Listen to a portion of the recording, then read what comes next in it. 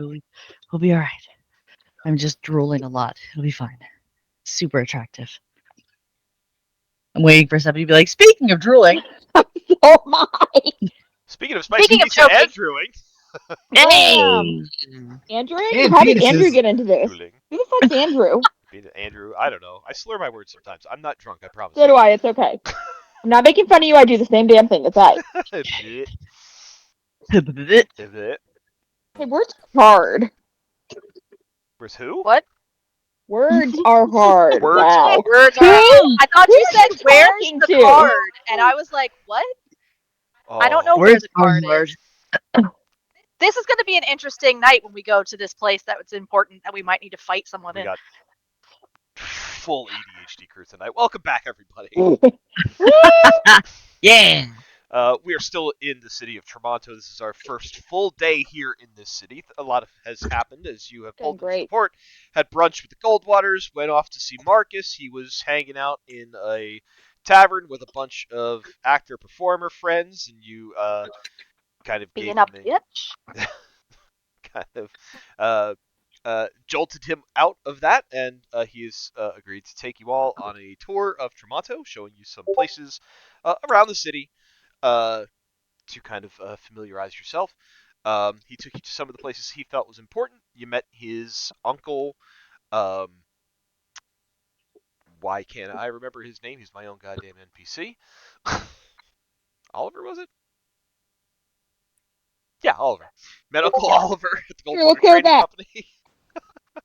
You um, toured the facility a little bit. You learned about some other things going on here in the city of Tremonto. Some drug activity that Yuki is very honed in on. There is some weird anti-magic bullshit going on at Palazzo Goldwater. I think you spotted some at the Goldwater Trading Company as well. Um, through some uh, meta mistake conversations. It was there. Um, and eventually made your way around to the Merchant District, where Marcus went to show you the jewelry shop, Gleaming Glister, and the mask shop, Mysteria Masquerade, where basically you have an account to pick up your Carnival style masks for the regatta this week, as the whole city comes together. But at the Gleaming Glister, you kind of caught wind of a bit of a mystery. The Madame Celeste's jeweler apprentice, Sophia, has not returned from her vacation, even though she was due to come back, which seemed a little concerning, but not too much. But as you kind of follow along the trail, there seems to be more to this than there was on the surface. Your investigations so far have led you to the Sailor's Haven, which is a tavern up in the shipping district. Um, and that is where we leave off. To be fair, Jade was concerned immediately when she heard this girl was missing.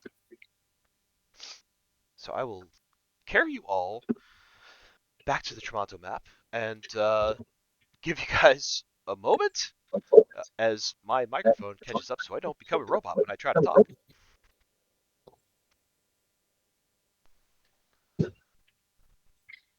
Oh no, I made it so that it doesn't automatically play the music. Great. So Yay! no robot voice. For now. That comes later. So we're up here by the Sailor's Haven. Uh, Narco, you kind of uh, uh, gently convinced Marcus that you would like to, or that he should partake in this action of uh, investigating and kind of seeing what you guys do as adventurers. As you approach the Sailor's Haven, the sun is starting to set in Tremonto. The colors of the sunset, purple and reds and golds, kind of shining, shimmering off of the surface of the water as you make your way through the city. Um, the lights outside the Sailor's Haven, all lit, torches, lanterns to kind of light the way there, and the atmosphere is becoming a bit lively as the sun sets, and more of the workers in the shipping district here begin to get off their shifts and come to the Sailor's Haven to enjoy some storytelling and a few pints. So, I would like to know what you guys are up to as you approach the Sailor's Haven.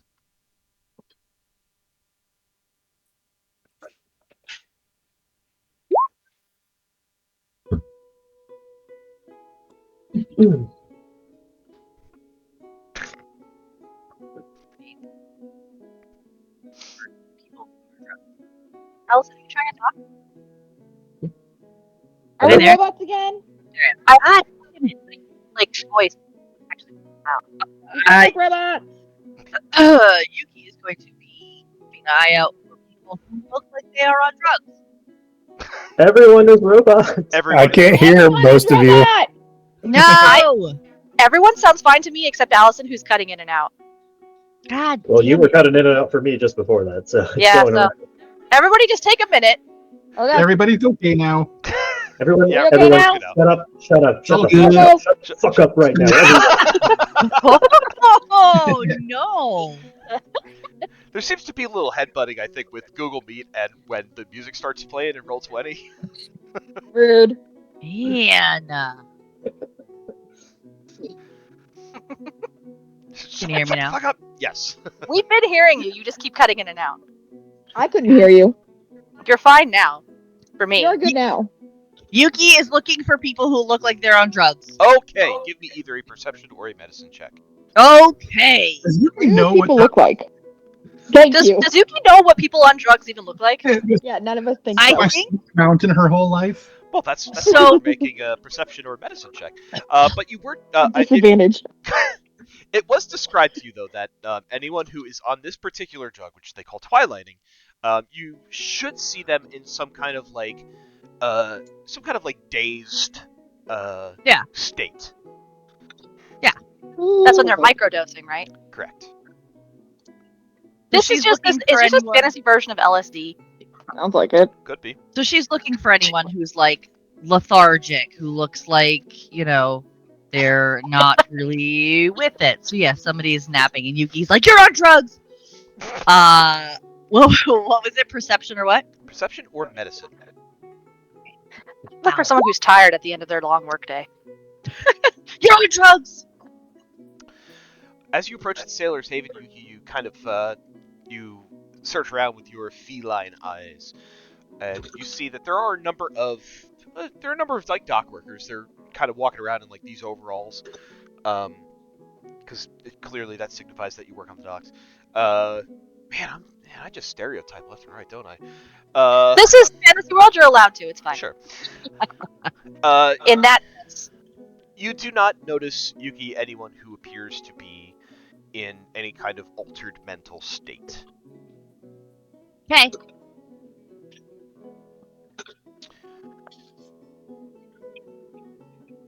So you see Marcus takes a bit of a breath. He straightens his coat a bit as you guys approach the doors, and he kind of looks to you, Naruko, and he says,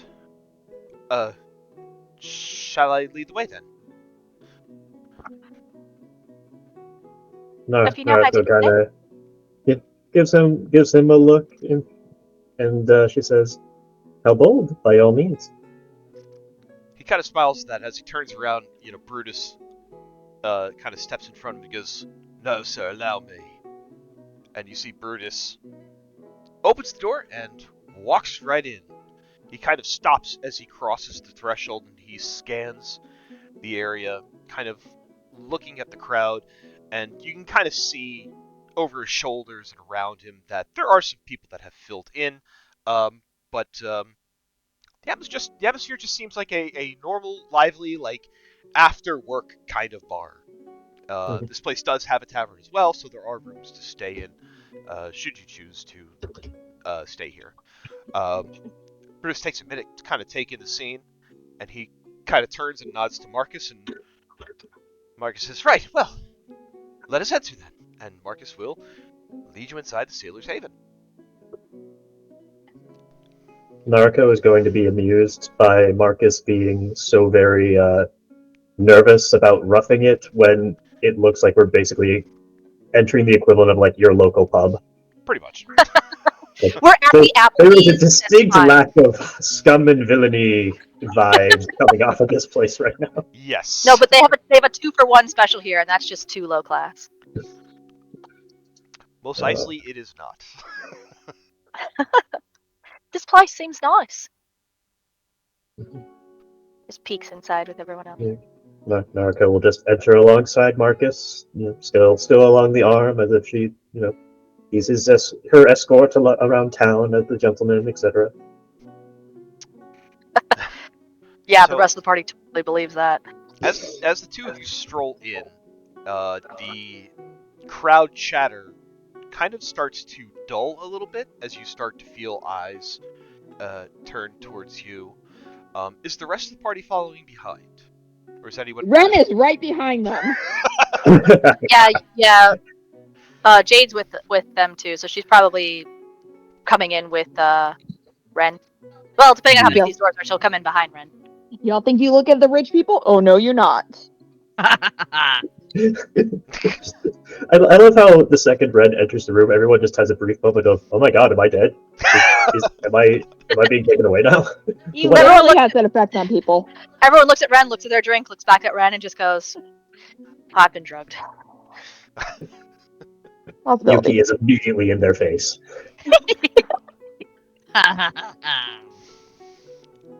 So Narco and Marcus stroll in with Brutus kind of flanking them, and Arby probably on the opposite side. The rest of you guys follow in behind. You can hear the normal chatter of the room kind of starts to quiet down as you start noticing these eyes start kind of finding their way to Narco and Marcus, and it's not so much a hostile feeling as much as a, that doesn't look like. They don't look like they really want to belong here, but interesting that they're trying, but whatever. And then it's kind of like a bit of an indifference, I suppose. Cautious indifference, I guess we can say. Becomes the vibe as, things kind of... There's a bit of a lull in conversation as you see, little by little, people start kind of recognizing your presence. And then they kind of go back to their own conversations, but you still see these glances kind of over in your direction from time to time. So as you enter, Marcus takes a few steps in, and he kind of looks around a bit, turns to you all and says, "So, if you're on an investigation mission, where do you usually start when you come to these places?" The bartender. I see. And he looks over towards the bar, and you kind of follow his gaze, and what you see is a full orc male who is manning the bar, kind of jovially doing so, but he's got this kind of like salt of the earth kind of look to him, and he'll look a little bit like this. Oh, I love him. He looks so nice. Friendly face, Aw. big burly, certainly like a ship hand's build, serving drinks, but you kind of see that his he's kind of got his finger on the pulse on everything. You can kind of see as there are conversations happening around the bar, he'll swing from one side to the other. He'll kind of chip in, throw in his 2 cents, and move on to the next patron.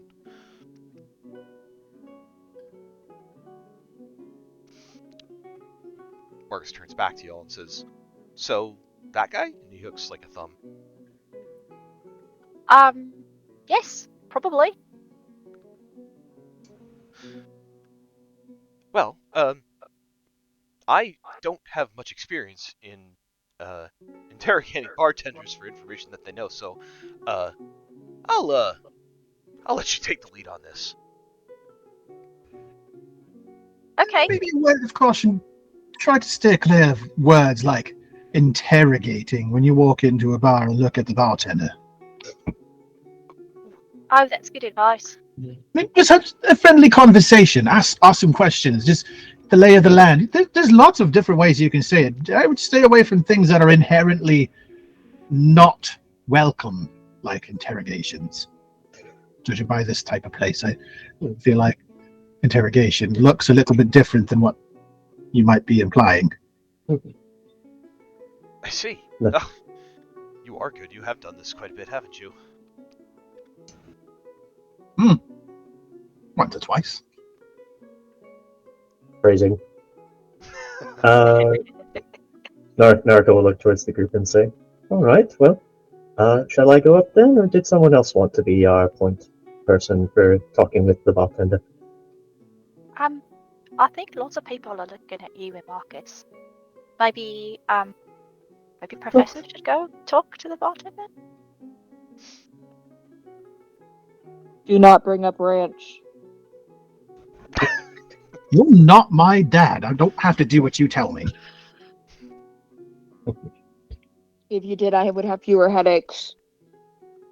I'm not sure that you're incapable of having less headache. What do we want exactly? What are we looking to get out of this gentleman back here with the smile? And I Yes. mean, we need to know if maybe Sophia came here and she said her note said that she was supposed to meet someone, so we should probably ask him if he's ever heard of the man named Lorenzo. Maybe he can tell us where they're at.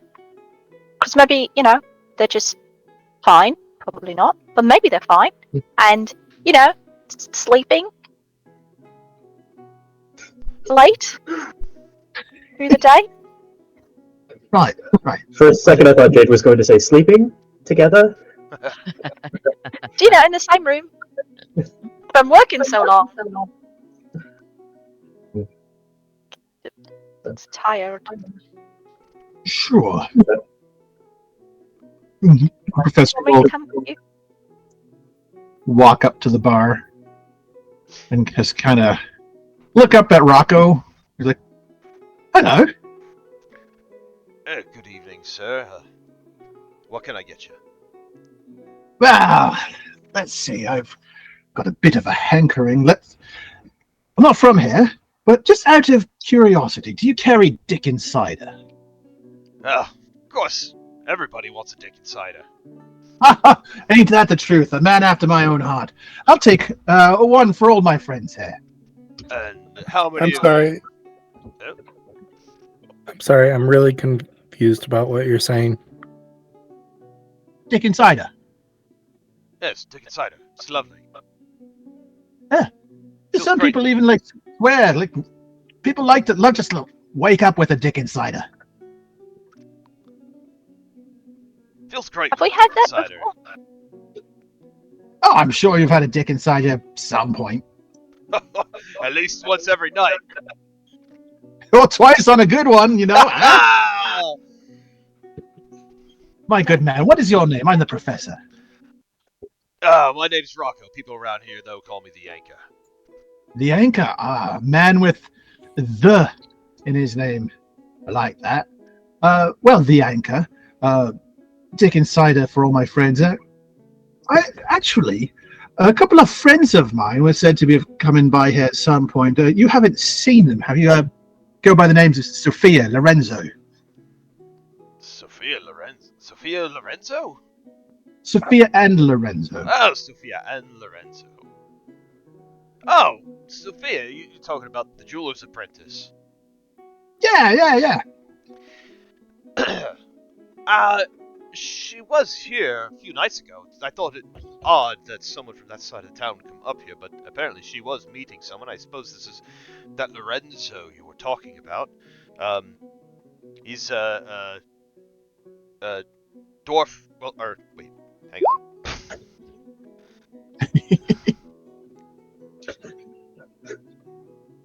Shit, I had it. Joe gets his notes mixed up. Oh yeah, he's a changeling. I mean, dwarf. He is a Yeah, dwarf. It's, yep. Yep, that's who he is. Fuck.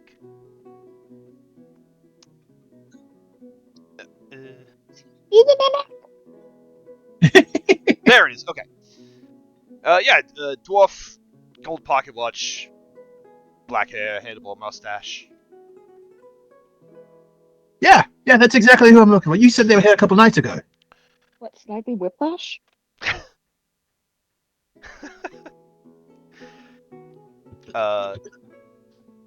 He says, yeah, they were here a couple nights ago, but it seemed kind of strange to me. They didn't really come to the bar. They didn't ask for a drink. They sat at one of those tables over there, and he kind of points off in the corner. He says they spoke for a few minutes, and I did see something that was odd about it, though. Sophia took out a red coin and showed it to him, and he made her put it away very quickly, and then they left. They must have gotten the day mixed up. That is just like Sophia and Lorenzo. You hadn't heard about what direction they might have went. I just want to make sure they get the right invitation. You know, the reputation of your fine establishment really extends outwards. You probably don't see a lot of people from that side of town because, well, let's face it, they probably think they're underdressed coming in here, which I know, right? But yeah, if you heard about which direction they went, I mean, I'd hate for them to miss out on a night at the town with us. Look at us, we have a robot!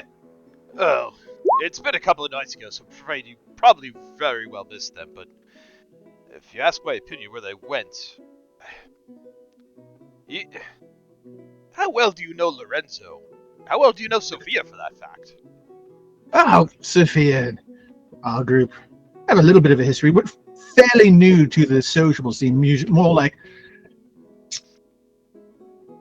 casual acquaintances before, but tonight was supposed to be the first night that we really hung out and got to know each other, and friend night thing. A couple drinks, play a couple games, that sort of thing, but apparently they got the wrong message. Uh-huh.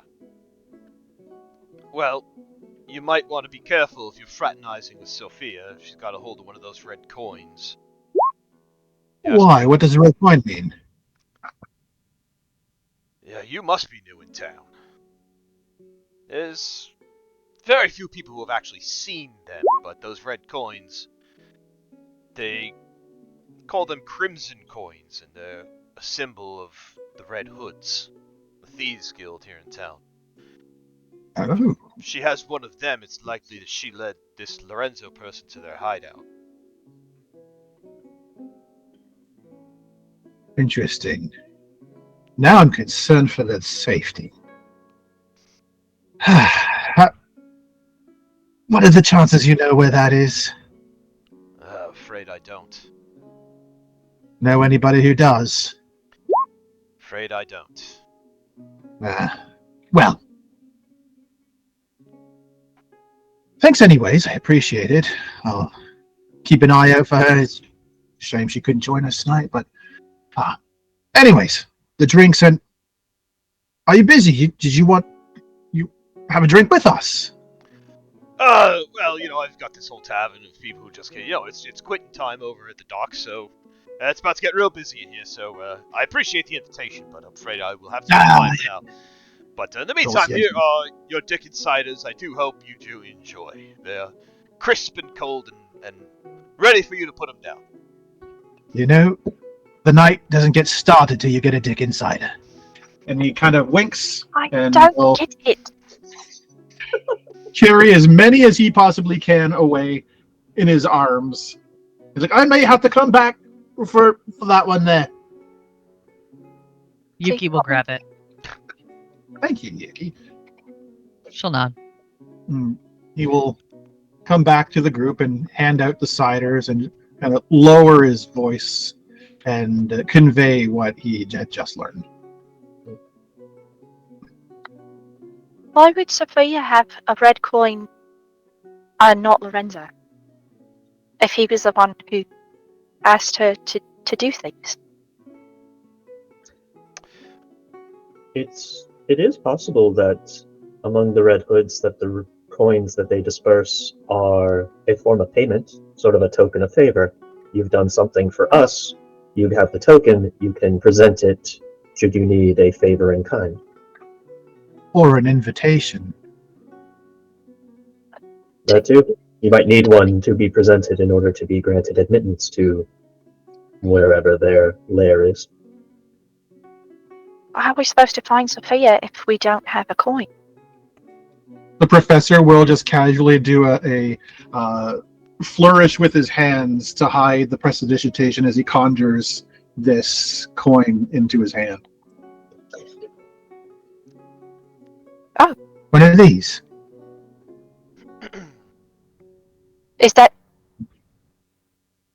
Do you know if it's the right coin? They'll have to pass. Yeah, not yet, but I'm sure once I see one, or at least get a good description, I can make one that looks just like it. Oh, that's a good idea, Professor. So we should be on the lookout for people with red coins. Should we try to... She just crosses her arms uncomfortably. Do you think we should try to steal a red coin if we see a red coin? Stealing we from try a to take it? is probably not the best idea, and we probably shouldn't allow asking for it. Okay, good. I'm not really good at that, so... It seems to me like any lead which would take us to the Red Hoods would further our goals. We'd either find a location that we're looking for, perhaps a member would have a coin on hand that we would make use of, but either way, it seems like wherever Sophia has gone, or whatever she's gotten herself into, the Red Hoods are connected. See, Marcus And kinda it seemed leans that in. they were concerned about Sophia flashing that thing in public. Maybe it doesn't need to look exactly the same. If we just have a red coin that we're making visible in a public setting, it might be enough to get someone's attention to approach us. Do you think they would approach us or avoid us? Well, we're not going to lose anything by avoiding, but maybe. I don't know. Was he concerned that Sophia had it? I mean, he paid her the coin. The bartender? Oh, no, sorry. That you're talking about Lorenzo. He seemed a little bit concerned about the coin existing in their possession at all. He seems to think that perhaps because she had the coin that she was leading Lorenzo away to the Red Hood.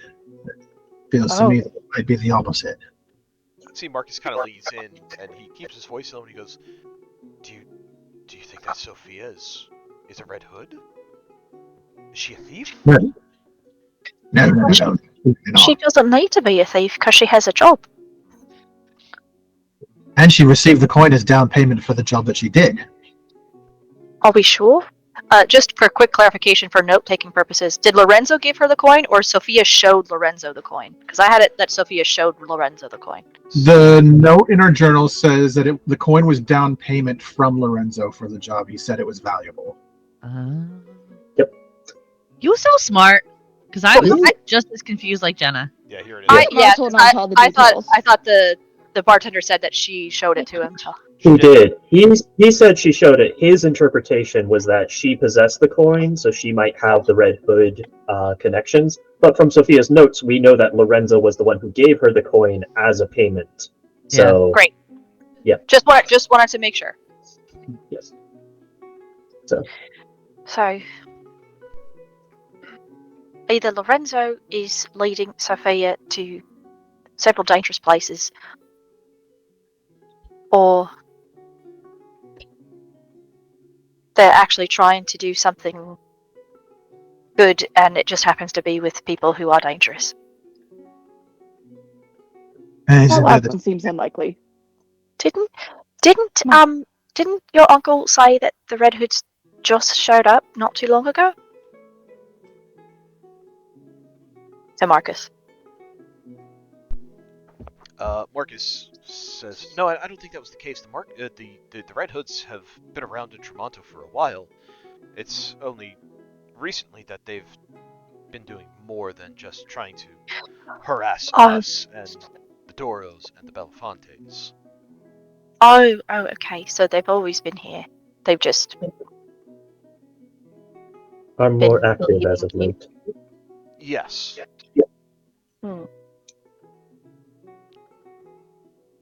Well then. Well,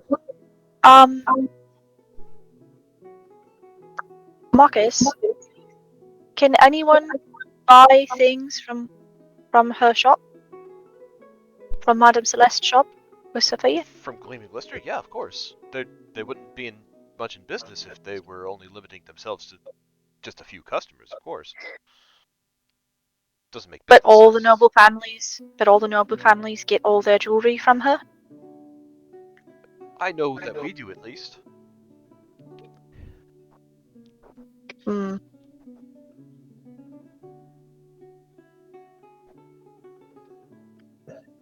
That might mean nothing. Probably just coincidence. What do you think's going on? Well, I don't know, but if the Red Hoods have started trying to make themselves known to you and the other real important families, I would mess with your magic things. Do you think Sophia's And trying if- to mess with my magic things? I don't know. It would be really, if Sophia's not there to help Madame Celeste, that's one less person to make things that you might need. So he kind of strokes his chin, and he says, "Ah, yes, the plot thickens." Maybe. I mean, it could become something completely different. It's just that. Can I insight check Why her? Marcus? Go ahead. He's so cute when he's pretending to be involved. Does he have a fucking clue what we're talking about, or is he just like? He looks to be this looks to be above his depth. Okay. But he does seem very intrigued in the fact-finding process. Okay. Oh my gosh. He's like, yes, I am explorer too. Adventurer. I know things. I know things. Cheers. I bet it's such an appropriate comment of yes. Ah, yes, the plot thickens, like acknowledging that there is a mystery afoot. No comments or insights on what that might imply. Just Yes. He's trying to fit in so hard, okay? Yeah. I appreciate the effort. So Friend doesn't. no, Narco sort of nods and says, whatever their ultimate goal with all of this is, the fact remains our next step seems to be trying to make some contact with the Red Hoods one way or another. Any immediate suggestions on how we might accomplish that? Oh, jeez. I mean, you know, I wouldn't be surprised if they show up during the regatta. I wouldn't be surprised if, while there's a crowd out, they try to make their way to one of our stands, either the Goldwaters or the Zoros, the Belafontes, and try to pilfer a little something for themselves off of one of us. No, they wouldn't target the regatta because they're fans of any sort of big, flashy sorts of heists, more so just an opportune concentration of wealthy targets. That would be my guess. So they're not the sort. Are they the sort who would jump down from an alleyway and accost a well-to-do passerby, or are more high class than such things? I would guess more high class, more pickpocketing, more disguises, deception. Cons, racketeering, trafficking, illicit business more so than petty crime. I don't know about the trafficking part. It's a little icky. Well, surely there's a market for smuggled goods. We've already heard about a drug trade around. What did you think I meant? Nothing. Uh-huh. No, I think you're right. Yes. They would be certainly trying to take items for themselves and try and defense them, I'm sure. Or perhaps they work for another benefactor that is trying to get their hands on what what we have.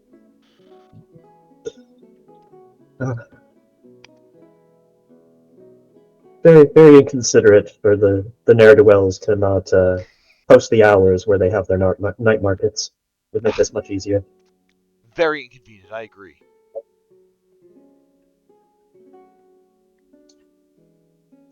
Well. So, Rocco did just say that the shift is ending at the dockyards, saying it is going to get busier in here. Might provide us an opportunity to either set a trap or to see if anyone looks like they're on drugs. And my God damn it, I almost did it without laughing. They just looks really confused at Yuki. What? We're gonna set a trap for people on drugs? Not necessarily, but yes. Would that help Sophia? No, but yes. I think Yuki's intuition is that if there is a spike in the local drug trade, chances are good the Red Hoods may have a finger in that, and if we found someone who partook and went up the chain of who their supplier is, we might eventually reach the Red Hoods through that channel. Yuki's eyes get like, think anime eyes of like someone smitten, like, oh, Are they sparkly? this is a good Sparkly idea. Huh? Sparkly anime eyes. Wait, Oh yeah. is the Sparkle sparkly color. eyes because Yuki's happy that Naruko is supporting her plan, or the sparkly eyes Yuki genuinely hadn't considered that could be an actual benefit of her plan? That is Yuki's plan, but that Naruko gets Yuki's plan, and as far as Yuki is concerned, with Naruko acknowledging her plan, she is agreeing, and Yuki feels big smart. Well, Yuki's plan was let's set a trap for people on drugs. Yep. And Naruko was like, so the plan is actually to try and find the people on drugs and maybe go to the supplier. No, but that's been Yuki's Little plan. A little more detail to the No, but Yuki's plan has been try to find the people who are on drugs. But if we're I here know. and he's saying that they're gonna I have know. more people, maybe. It's just funny because Yuki has not really articulated that. She's just said she's looking for people on drugs. Yeah. No, I get it. I But know. Yuki has the plan. Yuki has It's not a her bad plan. plan. It's a good plan. She just isn't telling us what the plan is. No. She just keeps looking for people She on told drugs. Professor. Oh, God, She it's told so Professor funny. and Russ the Plan. plan, right? I love Brain it so much. trust is getting communication. What was that? I certainly remember everything about that plan. Yes, we can tell. Yeah. Yuki is big anime eyes looking at Naruko like, oh, you agree? I did a smart thing. I came up with a plan. I love her. I love all of you so much, you crazy bitches. Yuki's need for validation Oh, tickles honey. me. Oh yeah. So hardcore. Oh my God. Okay. So what? Did we find a top yet? How would we? It's the anchor. It is.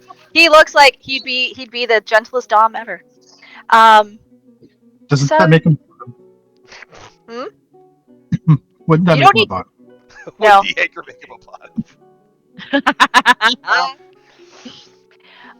So how do we?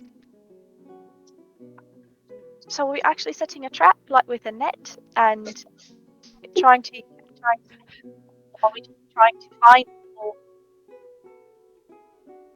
who are You're not on us. on drugs? I would think probably the simplest route would be if we were to discover someone who was partaking. Probably not all of us together, but someone, perhaps Miss Yuki, due to her heightened senses and also very strong interest in the subject, could approach and pose as someone interested in acquiring some for themselves for recreational purposes, and through that get directions to a supplier. Yuki makes tea. Maybe if you could tell them you're interested in trying to find ways to put the drugs in tea. That sounds like a thing that you would do with a drug. I still don't know what that is or what it looks like. Do we know what it looks like? And she looks at Marcus when she says that. Yes, it like- Marcus, what do you know I- drugs? The tea? No, the drug. It's drug. Is it I what don't know what assumed- I don't know what a drug is, so I don't know what to look for. While we were talking about drugs in this bar. Right? We're at our own table talking. Yeah, If okay, you that ask didn't someone answer might my be- question. Look, I think between Brutus and Arby, eavesdroppers are being gently discouraged from. That's true. Oh yeah, yeah. You definitely have a perimeter that's being maintained by Brutus and Arby for sure. So you definitely have a good amount of privacy going on. So as you ask Marcus this question, and I rolled for him, he just kind of shrugs and he says, "I don't know. Just looks like I guess something that, you know." I mean, I've heard of what you're talking about. All I know is that it should look like an eyedropper. So we're looking for someone who's putting things in their eye? Isn't that dangerous? What if you poke your eye? It would be uncomfortable. Why would you put things in your eye? That's gross. There's medicines out there that get applied through liquids in the eye. That's not that crazy. Why wouldn't But- you just heal them? I could heal someone if someone has a thing for their eye. Not everyone can heal, and not everyone has access to healers. Some people have mundane medicine, and that's it. Okay, if you find someone who's trying to put things in their eye, I will help them to not have to do that. Oh, okay, apparently Jade has an eye thing. That's cool. Can you learn new things? Okay, Wait, so we what? learned Emily that Wren. Looks scandalized. this is applied through the eye. So if you something to look out for, not that I imagined anyone who's doing this is doing this out in the open, but at least if you see someone dropping things into their eyes, you know what they're doing, and it's not just someone doing weird eye things.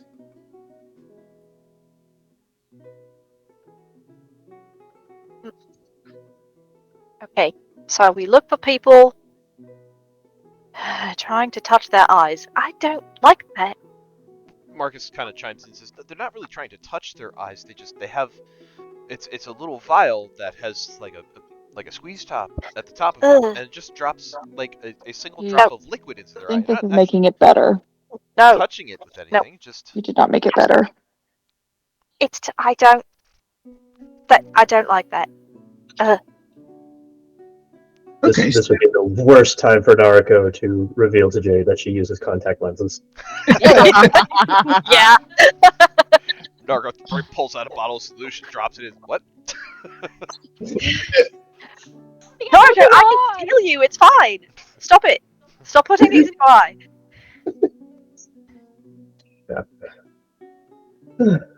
Right. Well, so there is the option of surveying the crowd that comes in here to the Sailor's Haven. She sort of looks around. I genuinely don't know the odds of finding a user here. It seems to be a fairly tidy middle-class sort of establishment, so... Give me a perception check, Nargo. Oh. Sure. There's people doing. Just looks in the over corner, his sees back. like three guys all shoving bottles in their eyes. It's like, oh, yeah. Right? They don't do this drug. They do the other drugs here. They do the good drugs. May I add guidance on myself? Mhm. Ooh, that is a 27 total. Okay. There's more of a crowd starting to filter in as the evening grows later. You're probably looking at like 7, 8 o'clock or so at this point. More of a crowd starts filtering in.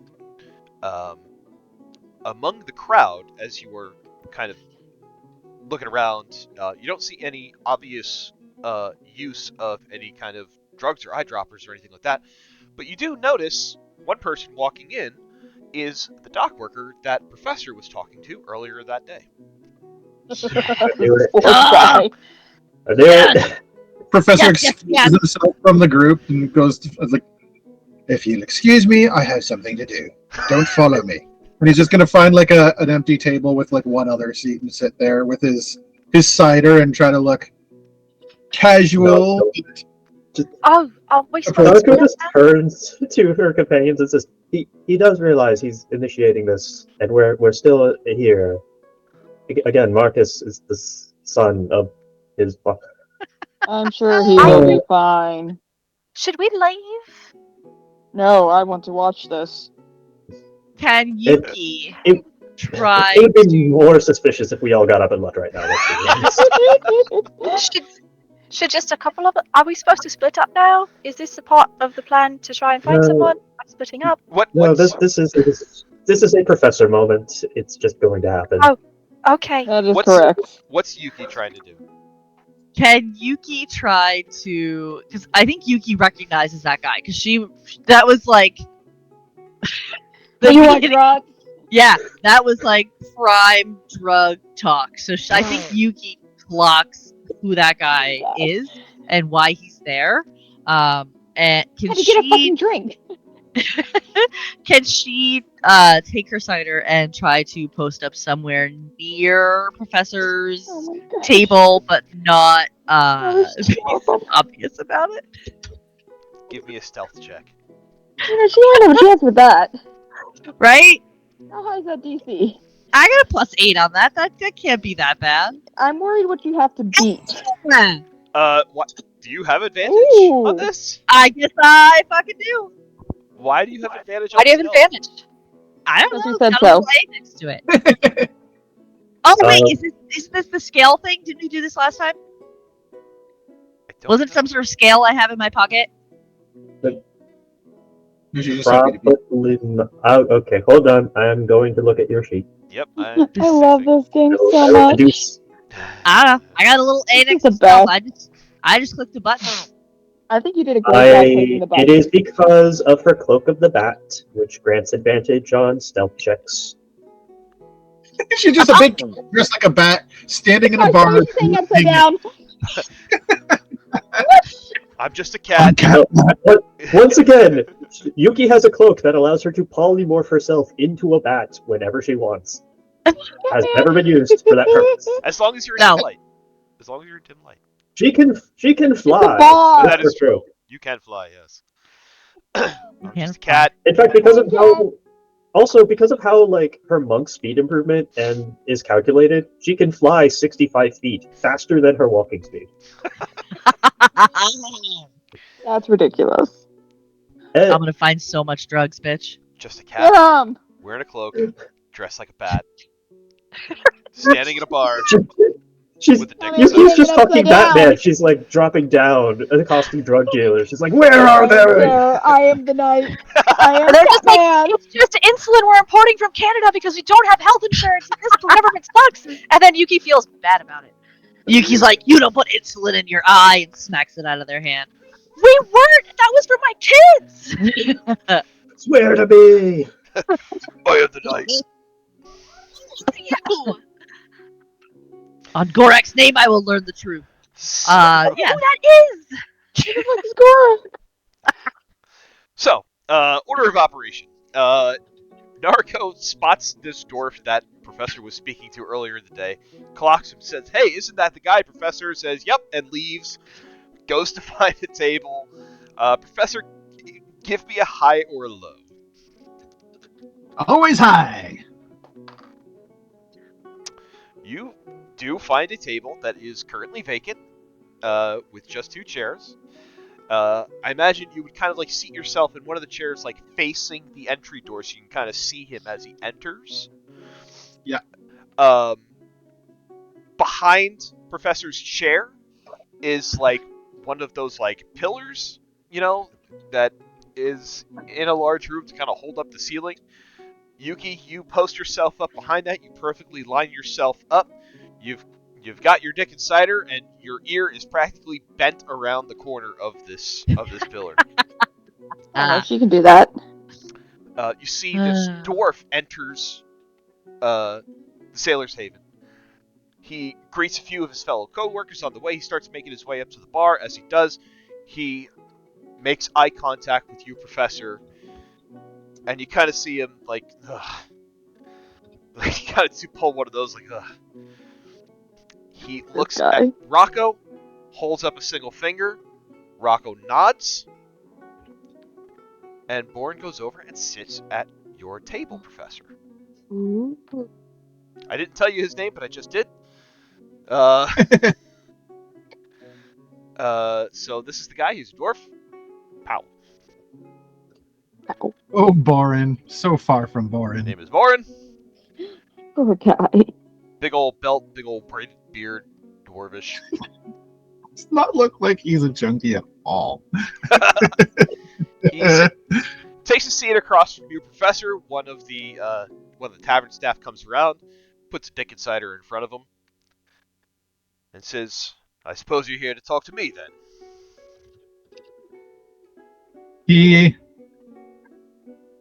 smiles warmly, kind of tips, holds up his own drink, kind of like almost like a cheers, but more like a, hey, takes a drink and sets it down, like, well, I mean, I'm here, you're here, we might as well chat.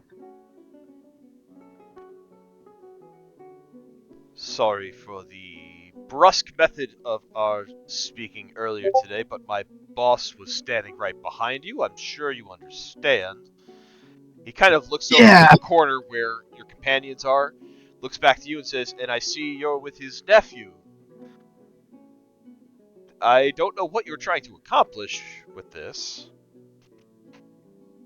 Well, you see, I'm not here with his nephew, my friend is here with his nephew, and as you can see, I'm not really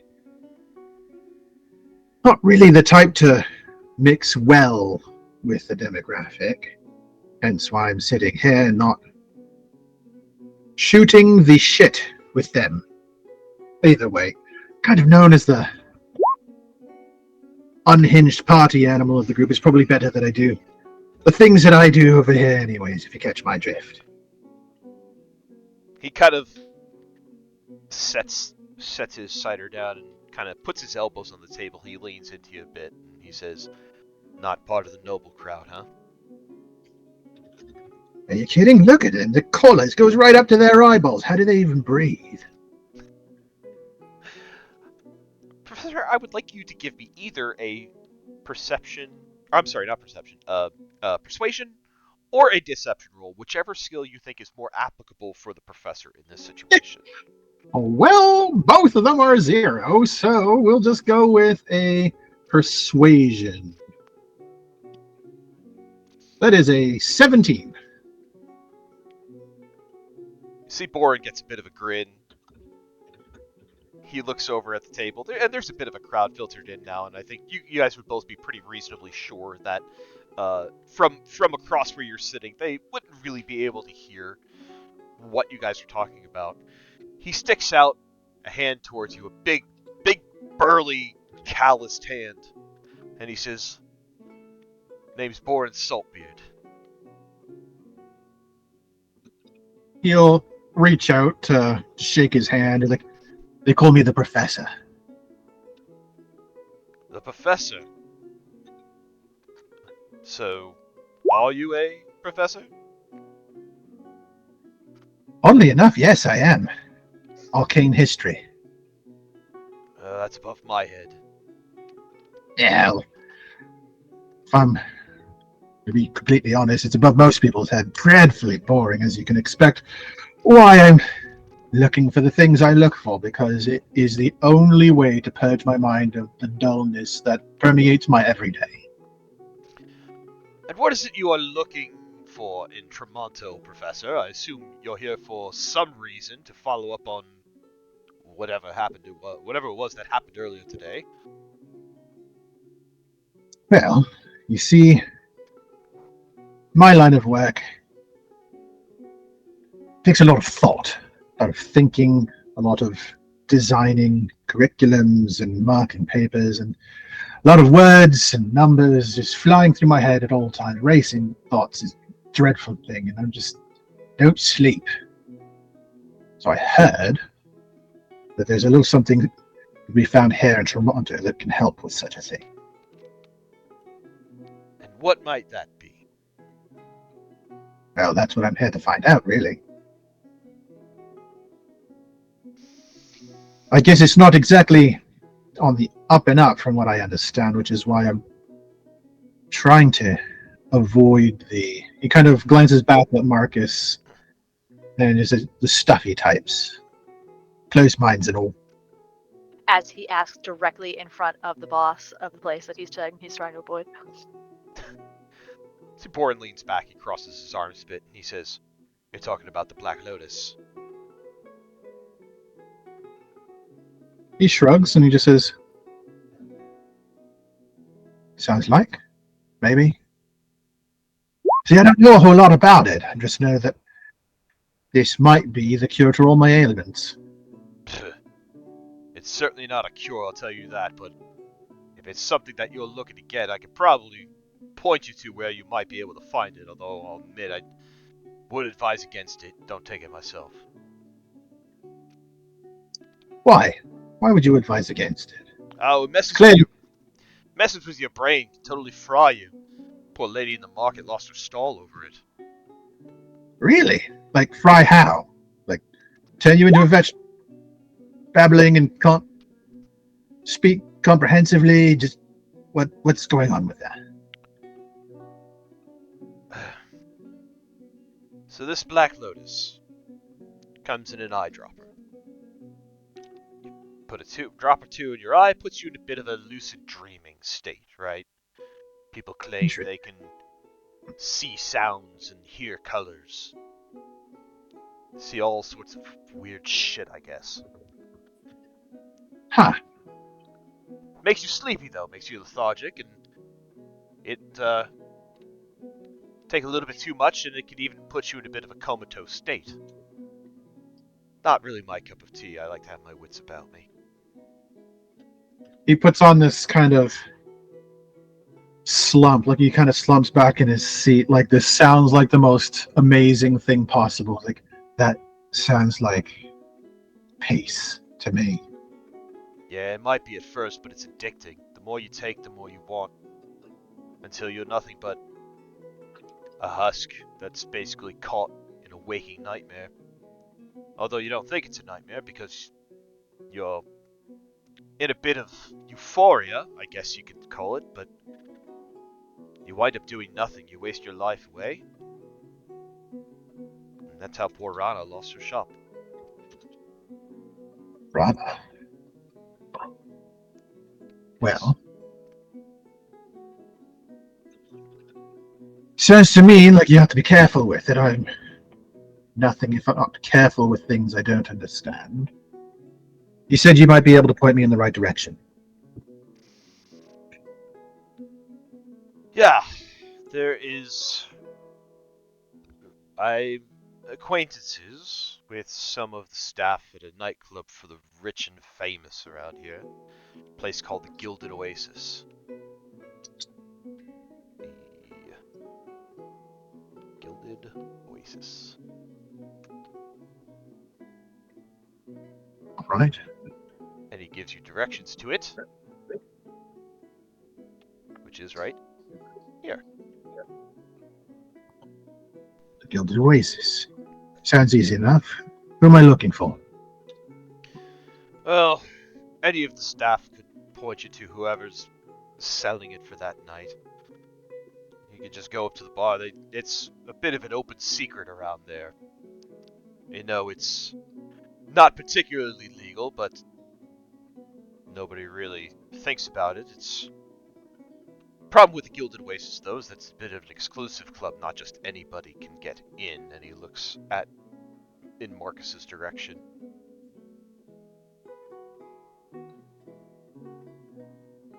Right. I get that. And how do I get onto this exclusive guest list? You'd already have to be born into one of the rich families in the city. Alternatively, you could probably sneak in as kitchen staff or bar staff or something, I'm sure. It's not like anybody's really watching the back doors except those who work there. You could probably grease a few palms and make yourselves one with the unwashed, I suppose. One with the unwashed. I No. I say that sarcastically, of course. Of course, of course. Boren, you said your name was. Yes. Thank you. It's very helpful. Just I to be appreciate clear, you. I'm not condoning your use of this thing, but I can't stop you either. Yes, typical. Cannot be held accountable for all the terrible things that might happen to you. Use at your own caution. Would you like me to sign a waiver or something? I would rather you not mention our meeting at all, actually. To anyone, especially my boss, or to him. Looking at Marcus again. He just smirks and nods as he tips his drink back and finishes it off and sets it down on the table. And he gets up. Like, right. Well, Boren, is there anything else I should know? Anything I should be concerned about? Regarding what? There's lots to be concerned about in this city, but depends on what you're looking to, what you're trying to get into. Well, I'm going to be headed over to the Gilded Oasis. I would say one way or another, just look like you belong, and I'm sure nobody's going to care. Excellent. Oh, thank you. Do enjoy your night. Appreciate our talk. And he's going to offer his hand to shake again.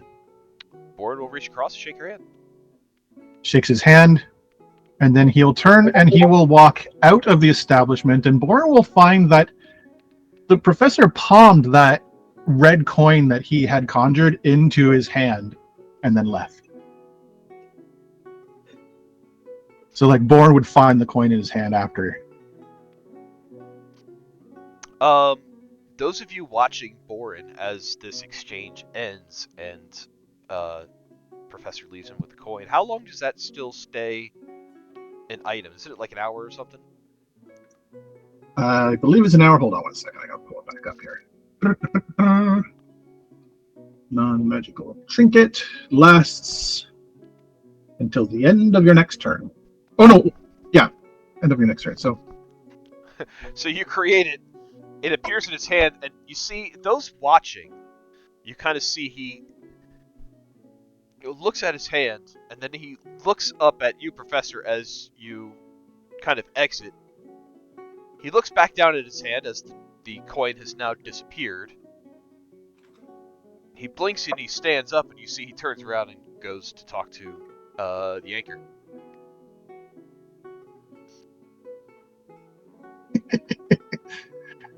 like, shit, this coin can't be good. Shit, it disappeared. That's got to be even worse. And the professor will kind of just go outside and find like a shadowy place to post up. And he pulls out his flask and he just stands there kind of looking forlorn and drinking from a flask, just really fitting into this sort of sailor place, like the kind of guy who's down on his luck kind of look. Jade watches the professor leave. Go ahead. I find it so funny that the professor is just like, oh man, now I'm like a tortured academic. This is so cool. We gotta give him a cardigan. He really does. He needs it. You give me a cardigan, I'm going to grow a mustache, and I will become a quad. Yes. You have enough glasses. You could do it. I will. There's Jade, got to be a spell that lets me split into 4. you could get mirror image. That is Imran's nightmare. I think Don't it's do just that. 3, but still. Oh my god, yes. So Jade watches the professor leave, then watches Boren look up at the professor, look at his hand, get up and immediately go to the bar and just goes, do you think that went well? Or did they don't look like they're not talking anymore. Professor left. I honestly cannot tell. Naruko looks over to see what Yuki did, since she's been shadowing this conversation quite intently. I think Yuki is going to give Professor a minute or two outside, and then she's going to skulk outside. And she'll stick to the shadows and continue to be Batcat, but she's not letting him skulk outside by himself. She'll stay, like, out of sight and skulky, so that he can do his tortured professor thing. But she's not going to let him drop that fucking trap of a bomb and then be by himself. Oh no, he's going out there to wait for everyone to come out. He's just doing this to let him blend in, so he doesn't just look like he's just some sort of weirdo standing outside of a bar. Yeah, Okay. I'm sure that is obvious. I wonder where Yuki went.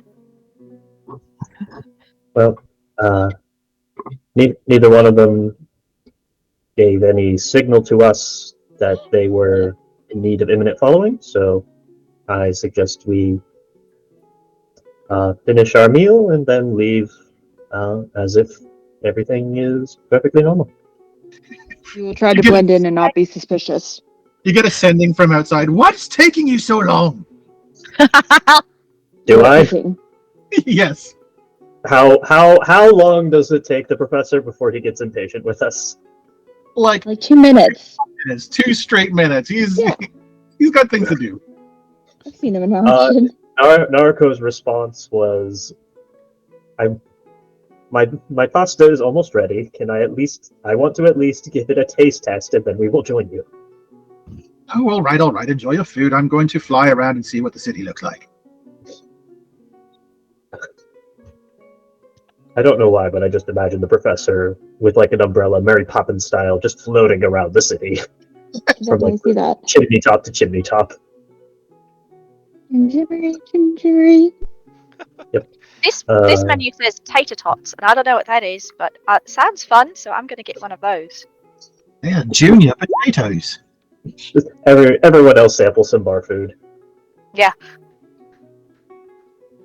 The professor is not here to drown it in ranch. Yes, I am trying the food. He doesn't force you to eat the ranch. When he can't. He just pollutes the air with the ranch smell. Oh my gosh.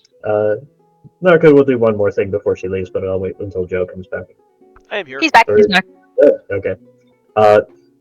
So yes, a light tavern meal to share with the group, to partake of some local cuisine, and then can head outside to meet Marcus. Narco did want to stop by the Anchor before leaving. Mm-hmm. She will like settle up the tab, pay the man for the ciders and the meal plus tip. Sure.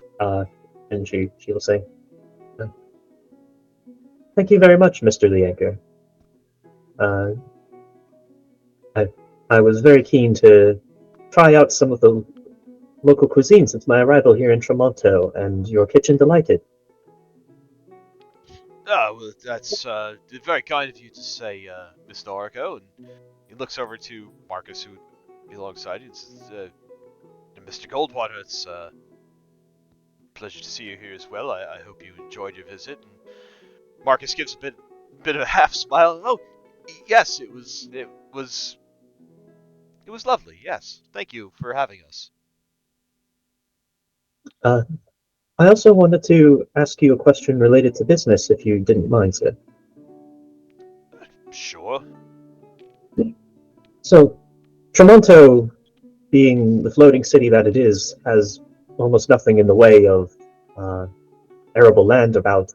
So I take it that besides any of the seafood that you acquire, almost anything outside of maybe some small spices grown in garden plots has to be shipped over from the mainland. Is that right? On a mass basis, yes. There are some people who maintain their own garden plots in their own private land. They do take quite a lot of time to cultivate it, but you're right, most of what we have here is seafood, herbs, spices, things of that sort. I thought so. I do think it's rather ingenious the way that the menu, when you break it down, sort of uses a lot of the same ingredients, just prepared in different combinations or different ways to sort of make the most out of a smaller palette. Since you're sort of limited by what you can acquire that's still properly fresh. That is true, although you'd be surprised how, even if they are the same ingredients prepared multiple ways, it's actually quite versatile, surprisingly. It does make it seem quite Indeed. different from one dish to the next. Do you ever find that sometimes it's limiting, though? Well, sure. I mean, there's a distinct lack of other, fresh produce in the city, and thus we are able to import it from the surrounding area. Interesting. I'm very curious about this. I'm Marco von Grutzner, the von Grutzner Company, and transport and shipping is much of our business. I've been working very hard with research and development on means of transporting perishables over longer distances so that, well, produce from as far as Islin and Uzura might make it to your kitchen one day. Well, that would certainly change things up a bit. Indeed. Well, thank you for indulging my curiosity for a bit. The food was lovely. I hope I'll have a chance to stop by again sometime. I would love to have you again. Much appreciated. And then she will head off with Marcus. Thank you, Mr. Anchor. You just call me Anchor. Okay, thank you. Anchor, Mr. Sir, person. Bye. Kind of gives you a nod as he continues serving the rest of his patrons. He was very nice. Indeed. While Narco was kind of up close to the anchor, did she notice any sort of cultural markers that might indicate he was from Elgroth originally? Give me a perception check.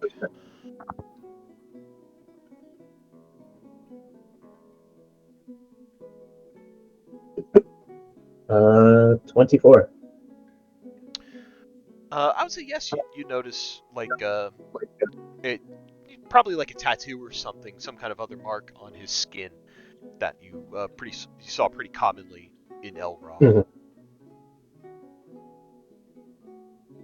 Nargos or none. It's like it is reassuring that even as poor as the situation as it was presented in Elgroth, folks from there do still find places to belong here in Tremonto.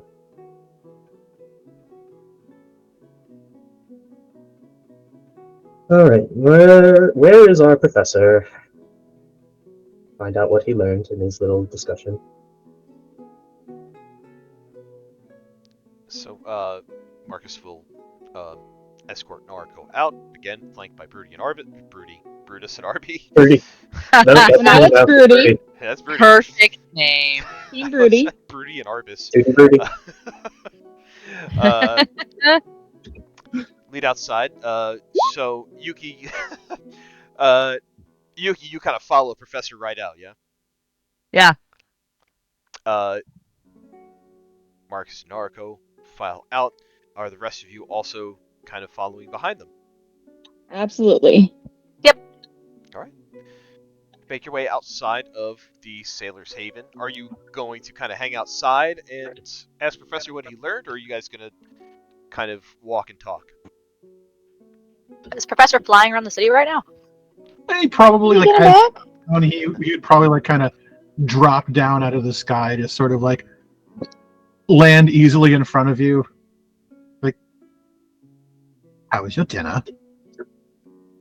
It was really good. You should have stayed to eat. I had to do the exit. I didn't want him to see me coming back to the group. Why? He's already itchy about me being anywhere near his boss's nephew. Oh, that's probably That's because fair. you asked him about drugs in front of his boss. Yes. Lucky I did, because I got an answer. Oh, Professor, were you pretending to be my disgruntled employee? You're disgruntled. No, I was not disgruntled. Just practically every teacher I've ever met my entire life. Walk with me, talk with me. Let's not stand here and talk about things that people can pick up on. Sure. A particular direction we should start marching in? South. See, turns out you can find this Black Lotus at the Gilded Oasis quite readily. Noriko What's will the look over to Marcus. Does that name familiar to you, Marcus? It's a nightclub that's in the entertainment district. A lot of my peers from school have liked to go there, but it was never quite my scene. For the same reason the Sailor's Haven wasn't your scene? It's different reason, but similar concept. Is it not someplace that a well-to-do, well-bred young man should be spotted? Oh no, quite the contrary. Actually, it's almost expected for someone with, I suppose you could call it a more well-to-do person to be able to get in. They're really the only people who are able to get into that kind of a club. But it was never much for the nighttime music and dancing, and he kind of screws up his face a bit, and he's just excess.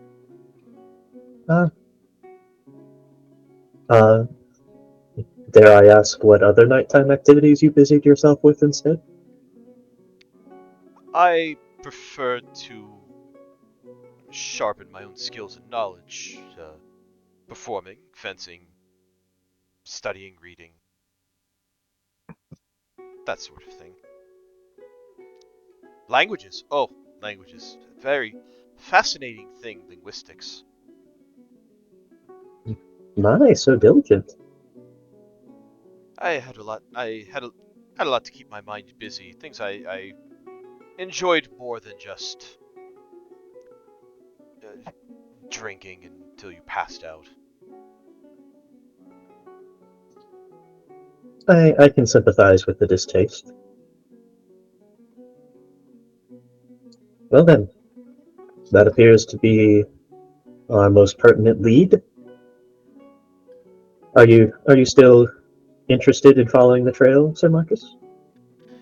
I'll admit it was pretty exhilarating getting in there and sneaking around and trying to find out information without letting anyone know exactly what it is you're onto. There's so many plays that are like that, where there's the smart but sometimes foolhardy inspector sticking his neck out on a limb to try to solve the case. This is real life, and it's...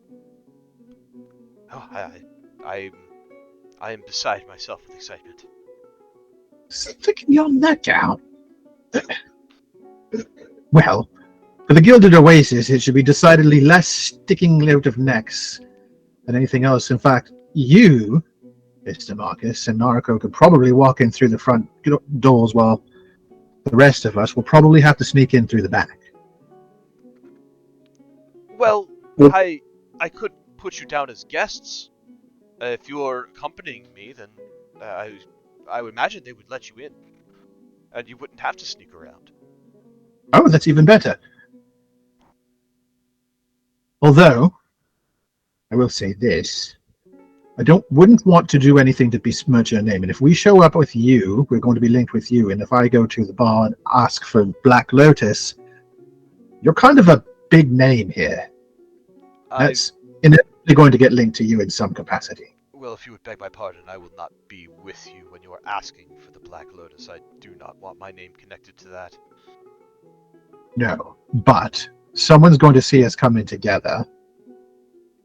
And then when one of us gets into trouble, even if you're not with us, that's going to be linked in with you as well.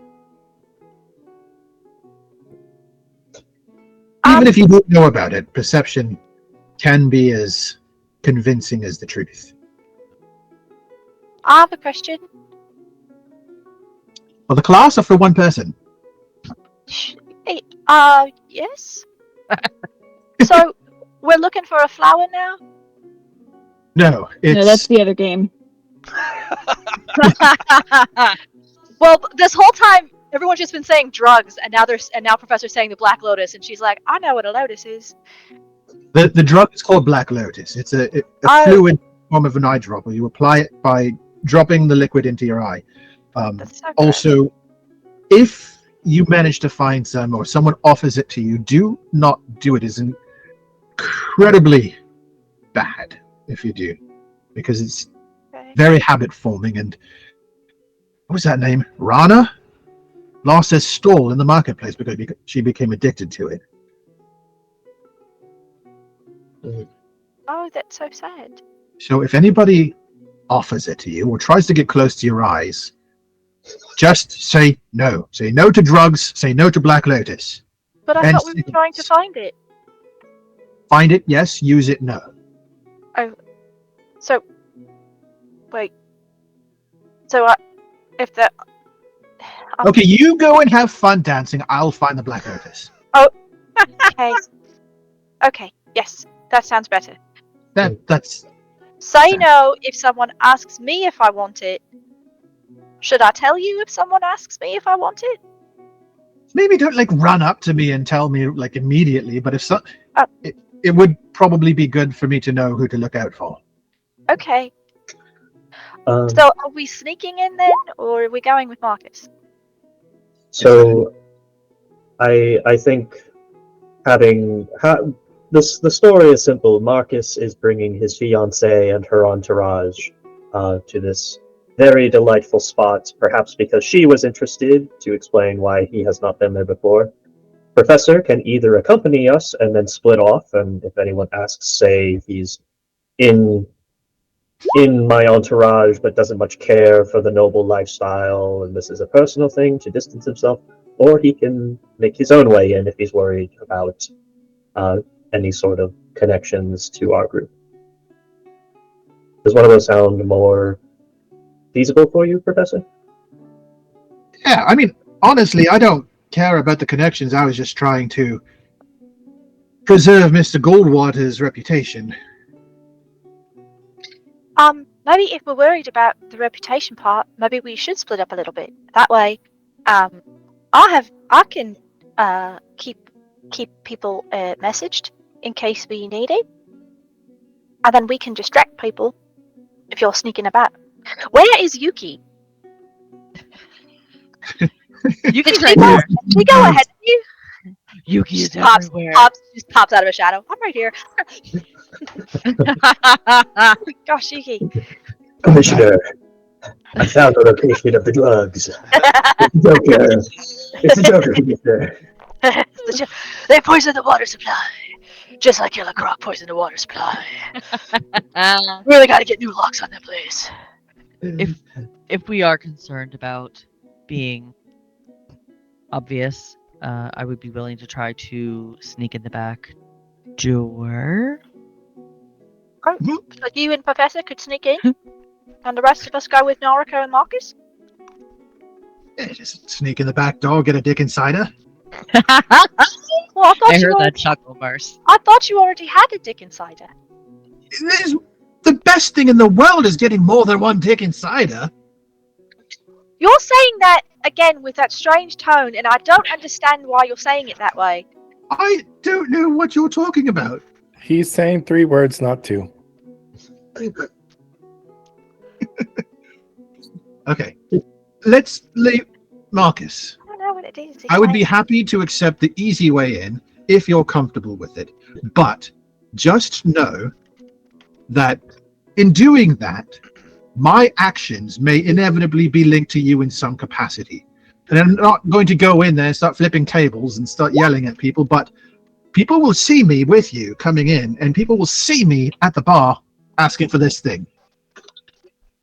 Well, like I said, what goes on in there is kind of an open secret. While you're in there, everybody knows what everybody's doing. But outside of there, it's a bit of a... I guess you can call it a gentleman's agreement that what happens at the Gilded Oasis stays at the Gilded Oasis. I'm really not too worried about anyone saying anything, although them quietly judging me behind my back might be a little distasteful, but as far as what the people of Tremonto would know, none would be the wiser. Professor Stifle, disgusted. Ugh, nobles. Be gentle, Professor. I had very similar concerns the first time I made acquaintance of the Siren Song, if you'll recall. Yes. I bet the Siren Song would do really well here. I'm sorry. Hey, maybe once we're all done here, I could start a franchise. I'm sorry, you sang the Siren Song? Marcus asked. Yes. Fine, upstanding. Lovely place to get a dick insider. They have tutors there. I used to work there. Really? So, Ready for it, look at him. Yes, Jade, tell us more about those tutors. Yeah, Ren, Jade excitedly talking about the tutors. Marcus, completely distracted by trying to imagine how the hell Ren was able to perform the pole dance. he actually does come out There and were two say, poles. Ren, were you a performer there? Yes, he was. Look at him. He's just the performing type. Can't you see it written all over his face? Look at me. I dance. I performed in extracting information from high value targets. Through dance. I... It was not through dance, it was through drugs. So you know What? Galadriel then? Of course. do you know Cal? He agreed to play the music at our wedding. Oh, shit. Oh, Cal's she gonna come! She clapped. Oh, Man. shit. Nariko is taken aback for like half a minute and then remembers, fucking course he would try and find a way to be there. Of course he would. Why am I friends? Of course he would. Oh, that's I lovely. mean, Cal's okay, so nice. Lorelai is straight up invited. Of course Cal Yeah. is going to make an appearance. That is true. He didn't get the invitation, so he has to work it. Good. I'm sure the entertainment will be delightful. Gonna be something. Oh, It's gonna be elegant, tasteful, and dirty. There it is. scandalous. People are gonna be talking about this for generations. What focus? Yeah, no. Yeah, focus. Back, Marcus. Can please explain further? He The full moon's great, man. has mentioned wanting to get a Siren Song open somewhere on the continent here. He thought, well, he could get hired to play the music at our wedding, be the DJ as it were, and perhaps rub some elbows and see what he can do about opening a spot here. I think there was a place in Silvercrest he had his eye on, but I'm not quite sure how far along he is with that.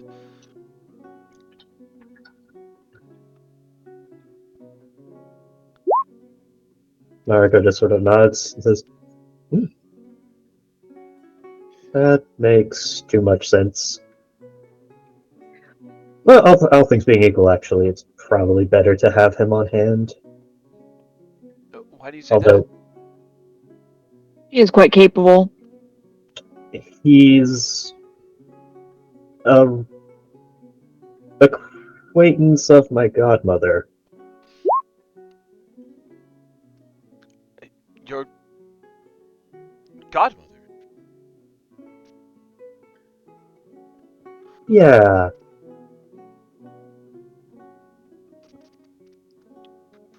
You'll meet her at the wedding, more than likely. Oh, well, I'm certainly excited to meet more of your family, of course. I look forward to it. I am a little concerned, though, as he Say turns that to now. Ren and says, You extracted information from high-value targets for Galadriel? That was necessary. Uh-huh. Ren, are you doing that thing where you're describing something innocuous, but you make it unnecessarily threatening anyway? I synthesized my own truth serum to find information that we needed for running our particular branch of the Siren Song. Marcus pales a Ren, little should bit. you be telling us this? I thought that was clear after we visited my location where I formerly worked. All I remember was that you apparently lived in a basement, and I did not want to be there longer than necessary. I remember that you said that you got killed by plants. You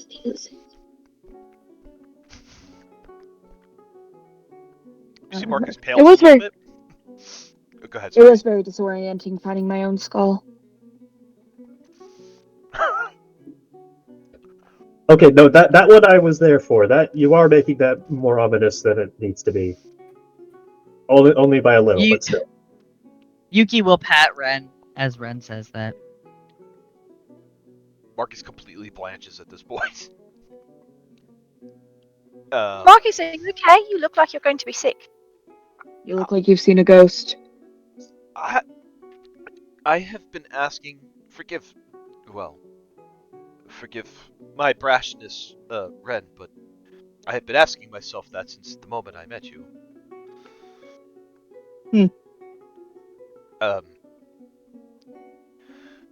I cannot tell if you are joking or not. About? Literally anything that was just said in the last 30 seconds. I have been told I have a good sense of humor. But I've not been joking particularly recently.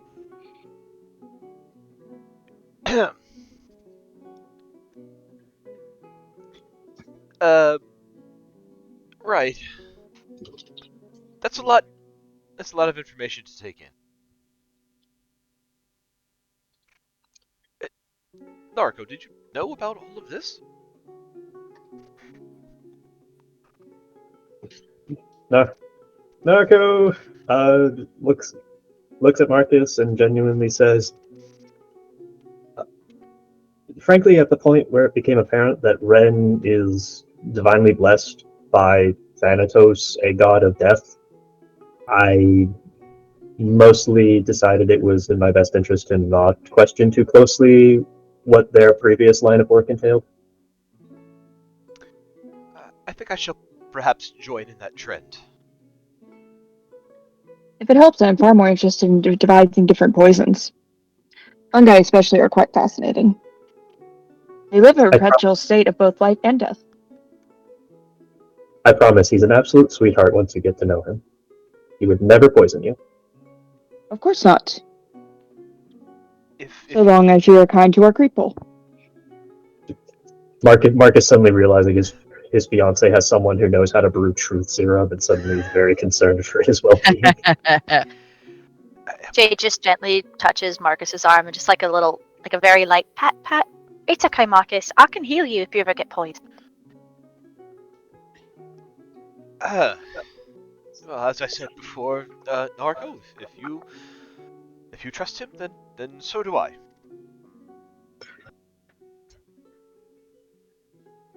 Wonderful. Let's go ahead. The night is falling. Seems like the perfect time for us to take a look at the Gilded Oasis. Very well. And Marcus will lead you. You know what? Yes. This is an excellent opportunity.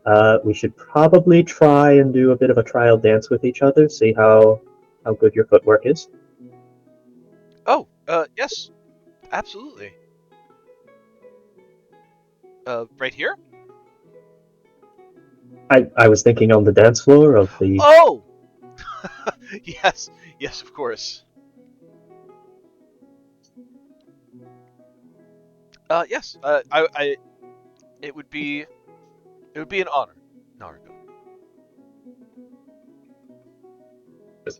Narco distracting him from contemplating the mysteries of the Horseman further. I have helped. So Marcus will lead you again down through the shipping district, past the Performing Arts Center, into the entertainment district once more. will bring you to a very unassuming looking building. But there is a bit of a line that has queued up outside the front door. There is one particularly burly-looking human with a clipboard and a pen that appears to be standing in front of the door. Marcus approaches this man, and he says, "Good evening. My entourage and I would like to enter for the evening." Man with the clipboard looks up, looks at Marcus, and you see he kind of blinks a bit. He's taken aback, and he says, "Mr. Goldwater, I never suspected we would see you here, given that you've had quite an aversion to our crowd. Why the change of heart?" Marcus looks to him and says, my fiancée, Lady Naruko von Grutzner, she's very interested to see all that Tremonto has to offer, and this was one of the places that she had decided she would like to see on her first visit here, so I agreed to take her. The man at the door gives Naruko a nod and says, "Miss von Grutzner, welcome. Will the rest of your group be entering?" And I would like to know who else is at the front door, who is going to be taking this front door entry to kind of be included in with the entourage, and or is anyone trying to use the quote unquote like kitchen door entrance? Ooh, me. I'm Call it coming the in back door, Joe. We're all big kids here. Jade is like right behind Naruko. So she's at the front entrance. I'm team front door. I was gonna say, who's team Team front front door door. and who's team back door? I am team I do not sneak. Hello. You don't want to sneak through the back door. You gotta ask permission for that. Consent is Professor, Okay, it's very obvious. not bother Did you trying. learn nothing from Cal? Consent is important. Sorry, Professor. They talked at the same time. What would you say? The professor pretty much got permission to go ahead and tie his identity to Marcus, and regardless of what happens, they're like, yeah, I'll go through the front door. all right. I love this game. How about Miss Batcat? Rolling. Yeah, that cat. I'm going in the back door. We go in the front door with no problem. I was But gonna does she fly in consent? from the top. Oh my gosh, yes, fly in. God damn it! I just rolled a Flashes through 2, the so skyway. Yuki's gonna go in the back door. Yuki, you did. Why? No, bat cat. I think Yuki will turn around and say, "If your presence at the front causes someone to leave at the back, who will be there to observe?" Also, I have assuming learned. this conversation takes place before we get to the entrance. Yeah. Oh yeah, Yeah. Maybe. I Why have. would leave? I have also learned that nefarious and sometimes hidden things happen in alleyways, and I would like to leave no stone unturned. That will take a lot of time. There are many stones making up this road. I'm starting to think you're looking for something more than what we think you're looking for. Are you? What are you looking for? What? Why? We were told exactly where and how to get it easily. What stones are you looking at? What are you looking for? Yuki's in big brain detective mode.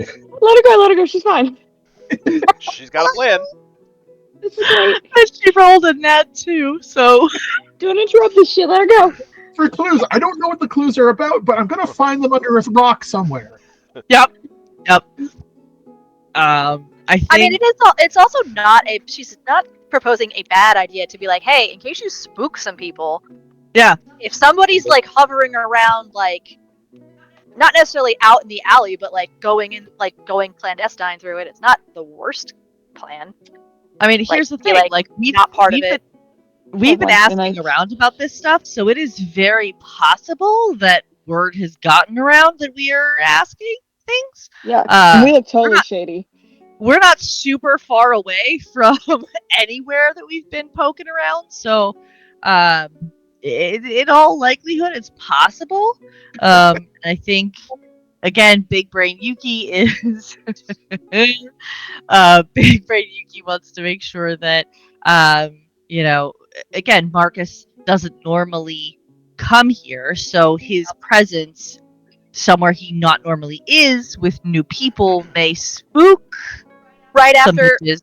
yeah, right after some people just walked around the dockyard asking if they did drugs in front of the boss, and now Exactly. the boss's nephew is out here looking for people who are doing drugs. Exactly. Crazy. They're not going to get fired later or anything. That's fine.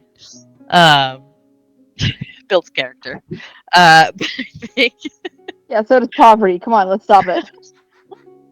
yeah, but I think Yuki is she's gonna honor the fucking 2 and she's gonna go through the back door. All right. Well, okay. If somebody Yuki probably should offers know you that. drugs, don't take them. Well, you don't use them at least. Right. And if you do, then I would prefer that you did it with a friend around. I can honestly say I will not do any drugs without you or Ren or anyone around. Okay. Anything could happen in an alleyway. I don't think Yuki should be by herself. Fine, I'll go with her. You could have just walked right in through the front door.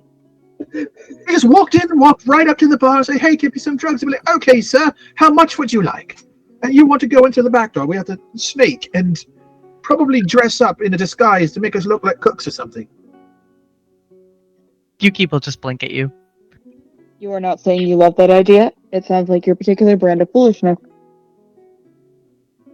You choose what you... There's like a whole world out here of what you choose to believe beyond what you see. If we go through the kitchen, Ren, I promise you the first thing that you order from the menu is going to be slathered in ranch dressing. I have already eaten at the other establishment. Fine, let's go, Yuki. In the back door. Professor now realizing what it feels like to be the one arguing against the unnecessarily complicated plans. He will learn nothing from this. You will learn absolutely nothing, but man, it's fun to enjoy. All right. Team Furry, in the back door. Fuck yeah. Oh, I'm so happy that was recorded. Oh gosh. Yes. Is that the title of this episode? Team Furry. Yes. Team Furry, Team Furry in the back door. Oh my god. It's Team Furry in the back door, too. Return to the furriness. Oh gosh. Oh, So, it's going great. smash cut back to the front door, and the man looking at Naruko and Marcus and saying, "And is the rest of your entourage coming in as well?" Looking at Arby and Brutus and Ren and Reverie and Jade. Marcus says, "Yes, they're all with me." Man looks to the line up that is kind of like standing outside. Looks to Marcus and steps aside and says, "Enjoy your evening."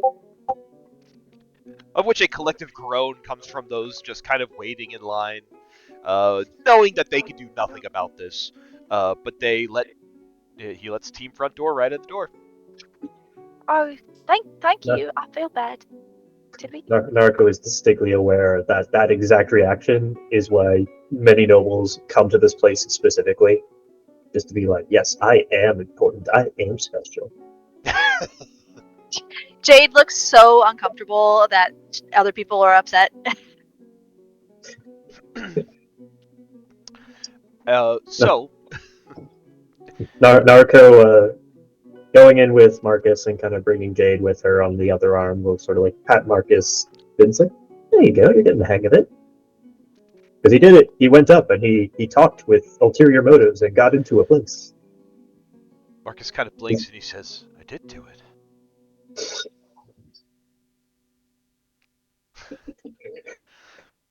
You see Brutus Oh, visibly he's so rolls his cute. eyes.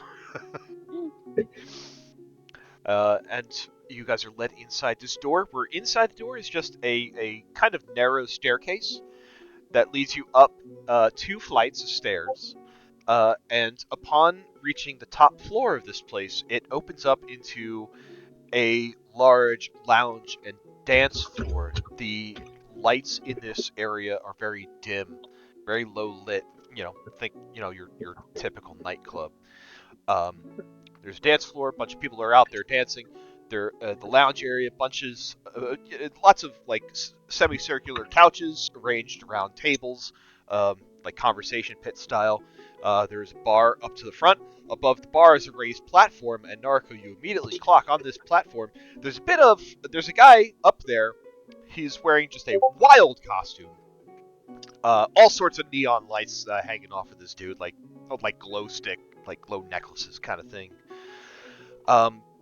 Immediately clocked, there's like a bit of Arcano tech up there that is basically like a turntable synthesizer that is just kind of like bumping music into this room. It's kind of loud to the point where like you can hear people kind of like cheering and enjoying themselves over the music on the dance floor. Meanwhile, in the lounge, you can have a conversation and nobody outside of, who is immediately next to you can hear you. You do also notice that in the back of the lounge, there are some private rooms that are kind of hidden behind doors and curtains. And you do see like servers going in with like trays that have like full bottles of liquor kind of going in, like, like table service kind of rooms. Private table service sort of thing. So that's what you guys walk into as you enter the Gilded Oasis. Smash cut to team backdoor. Here we go. Hi. Hello. As you enter the kind of side streets and alleys that go behind this place, where you know that there would be like a backdoor kitchen kind of entrance, you do see that there is one tiefling that is outside the back door wearing a typical, kitchen kind of uniform, the black and white, thin striped pants, white shirt, apron, having a cigarette break. What do you guys do as you turn the corner and see this scene? Do you want me to do the talking or you want to do it? You seem to be better at the talking. I seem to be better at the doing. I like it when you say these things when Ren's not around. Right. Here's the play. I'm going to introduce us as exotic caterers. I mean, we do look kind of exotic. We're here to provide a special feast for our friends on the inside. We were told to come around the back door, because this is where the what did they call us? The unwashed come in. Yes. Right. I have my herbs. She has her little bag on her, as she does at all times. If they require any sort of, she'll do air quotes, evidence that we are indeed any sort of food service. Right. Here we go. And the professor will walk up to the guy. Yuki, are you also approaching with Professor, or are you hanging back? Oh yeah. No, she's there. Okay. Professor, are you in Kitsune form or in humanoid form? Oh, Kitsune form. Kitsune. So we got a Kitsune, and we got a Tabaxi walking up to a Team tiefling. Furry. Walking up to a bar. Walking up to a tiefling behind a door, smoking a cigarette. Yep. What are you doing to What get could this go wrong? person's attention? Or are you trying to get this person's attention? He's by the back door, or is he blocking it? It's kind of like one of those situations where like there's a door at the back of the building, there's a couple of steps leading down to the street. you kind of see this person is just kind of like hanging out like a couple of steps, like a couple of feet in front of those steps, just kind of like staring down like one side of the alley and the other, just kind of enjoying a smoke break. He's just gonna walk in like he belongs there and just kind of like nod to the guy and try to walk up the stairs and walk in the door. Yuki's gonna do the same. As you kind of pass behind this guy, he blows out some smoke from his cigarette. He says, "Oh, about fucking time you got here," and actually opens the shit. door for you. Oh, Hell shit. yeah. He Oh, shit. nods and just winks at him and walks in. Yuki will nod and walk in after Professor. You are inside the kitchen. Fuck yes. That went better than expected. Professor That will is so funny. This guy's asking So, no questions. what are the odds that some noble having a party tonight is a big furry and they're being mistaken for the Yeah. entertainment? Yeah. Yeah. let's do it. I Got a mean, private box for a reason. This comes with a price. Just you wait. it's fine. Oh my god, they're gonna be the ones on the stage that we all have to watch. They're doing the robot badly. I can't wait. Oh, amazing. So you guys are let inside. You are immediately greeted by a kitchen. There is bustling kitchen staff that it's not like they're not making like full dinner plates here. We're talking like appetizers and finger foods and things like that. Some which are kind of ordered at the bar. Some which are just put on platters and just people are just walking around the crowd, just kind of serving them like wedding cocktail hour style. Like tapas. Tapas, hors d'oeuvres, whatever you Horse like to dough. call it. Sure. Is anyone going to accost them? They don't seem to pay any attention to you. Those that do just kind of like they see you enter and just immediately go back to their work. Like nobody seems to really care that you're even there. Amazing. Huh. Professor will lead Yuki through the kitchen and just kind of like slide behind, as he goes behind people. He'll stop briefly at like the sauces station, kind of dip his pinky in one of the sauces, taste it, and he'll slide a piece of paper with like the ranch dressing recipe on it, claps the chef on the back, like, "You'll thank me later," and then he'll just walk towards the door that leads out into the main hall. As you kind of just go past, you see the chef finishes what he's doing, sees this piece of paper, turns around, doesn't see you there. You've already moved on. Turns around, looks at others. What the fuck is? You just kind of keep going. Good job, Team Chaos. There's a swinging door that leads you to a set of stairs. Go through the swinging door. We absolutely go through the swinging door and take the stairs. Go through the swinging Where door. possibly go wrong. Absolutely. Leads you up another 2 flights.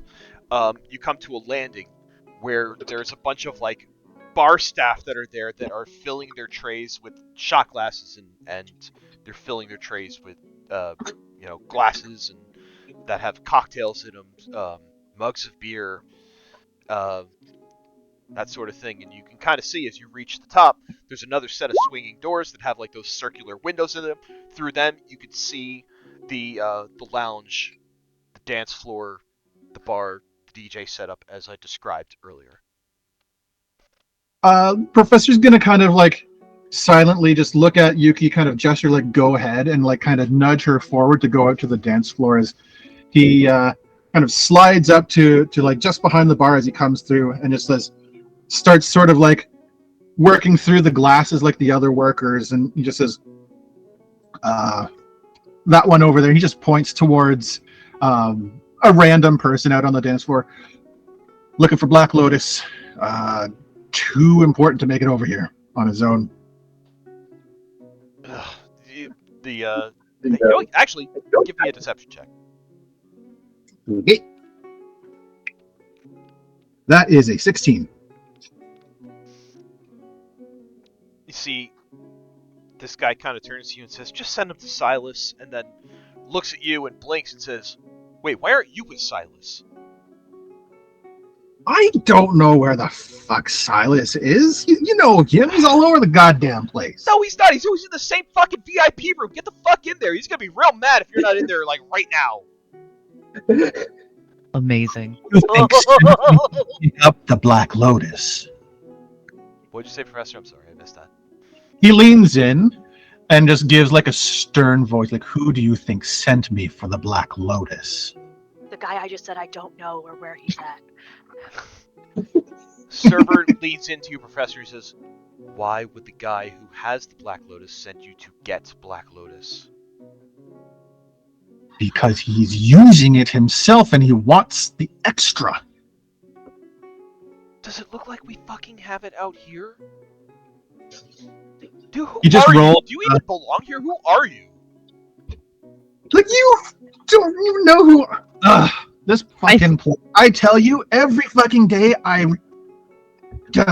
he just throws his hands up and walks away. I was gonna say, I think Yuki's seeing like that conversation not going well. I mean, you gestured for her to leave. She didn't fucking leave. She's not leaving you behind, by the by. So she lurked by the door and kind of like did her Batcat thing and just observed the conversation. Seeing it not going well, I think she will kind of walk past the bar and kind of knock a glass or two over to distract a little bit. So to And be make clear, it you're look you're not okay. you're not at the bar. This is kind of like a back door area where there Yeah, are. but he's grabbing the glasses. and stuff, Yeah. right? Okay. Yeah. Yeah. She's gonna knock Okay. some of that shit over. So you knock it over and you hear a chorus of, "Oh, come on! What are you doing? You fucking butterfingers! What are you doing out? You're not even supposed to be here. You're supposed to be in the VIP room." I think Yuki will kind of. Oh, I'm so sorry. Oh, I just. Just You're right. leave. I'm Just leave. I'm just so nervous. Just go. They frantically start trying to clean up and get more drinks out from the bar area. You hear them calling back over to try and refill the glasses that you smashed. She'll look at Professor and kind of nod the head, like, "Fucking, let's go." What's that? A distraction. He kind of looks at you like blankly. He's like, "All right. Do you see any obvious indications of where the VIP room is?" Do I? DM? They pointed it out to you. Yeah. Oh, So yeah. damn it! Silly me. I'm not looking where I'm going. Yes, this way. This, Yuki, clearly talking in a way that we can hear each other over the music. This is all the trappings of we shouldn't be doing this by ourselves, but if we brought the others along, this would not work at all. Okay. What do agree. you think we should be doing here? I'm asking this because I don't want to have to explain myself to Ren after. I think we should be finding where the Black Lotus is and seeing if there's any connection to the Red Hoods. He just And the claps back with a grin. He's like, "Oh yes!" And then we'll trot off towards the VIP. You will shrug and follow. Like, that was not the plan the whole time? Alright. I just needed you to accept responsibility for this. That's exactly what I wanted to do, but I just wanted to hear you say it. Okay. So you guys are going out the swinging doors into the lounge area. Yeah. All right. Do we see the others out there while we pass through? Just about to smash cut over to them. All right. So we go back to team front door. You make your way out into this lounge area. The Professor and Yuki have not quite made it up to there yet. They're a little bit delayed behind you. So you do have a few minutes to kind of get out into this lounge area and kind of see what's going on. So I'd like to know, what are you guys up to as you enter this nightclub area? Ren is frowning. The music is too loud. Naruko knows that with Professor and Yuki on the case, she has precious minutes before something goes sideways. So I think when she came in, her eyes immediately widened when she realized that that there is an actual like DJ setup up there, and she is very intent on getting a look at this rig and figuring out what sort of artificer stuff this very very colorful costumed character is working with. So are you going to like approach that booth, or what are you looking for, or are you doing something else? She would like to approach that booth. She'll take Marcus along if he's interested. If not, he can be in charge of like finding a table for the party to sit at. He's going to be more inclined to escort you. So if you tell him you want to go up there, then he will take you up there. Cool. And that is what Darko was most interested in right off the start. Okay. So he kind of leads you over to where the DJ booth is. You see that Brutus, as you guys enter the club, he just kind of posts up by the exit door, and you just see him just very vigilant, scanning the crowd, kind of keeping an eye on your position as y'all move about. So Hey, yes. did all the other rich kids drop off their bodyguards there too?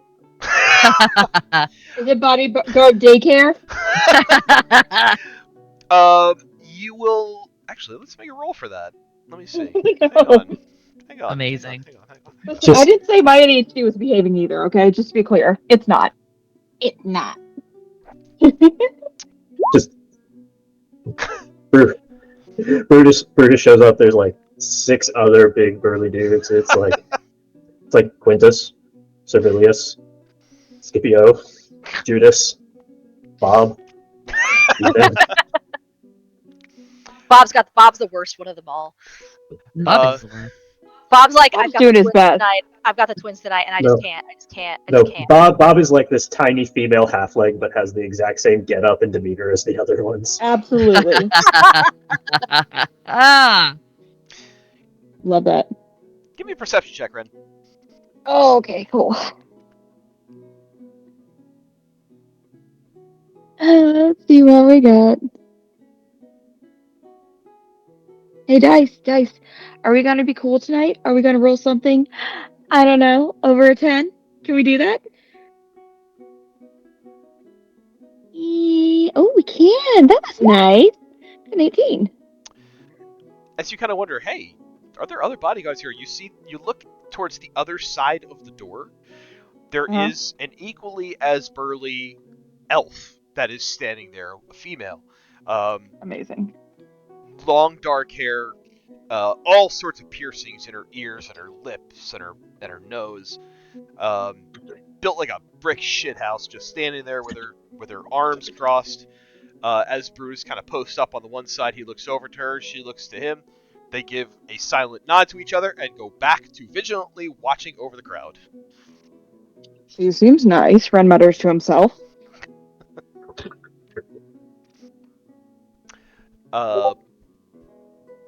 Narco and Marcus going off to the DAJ booth. Narco, are you instructing Arby to do anything?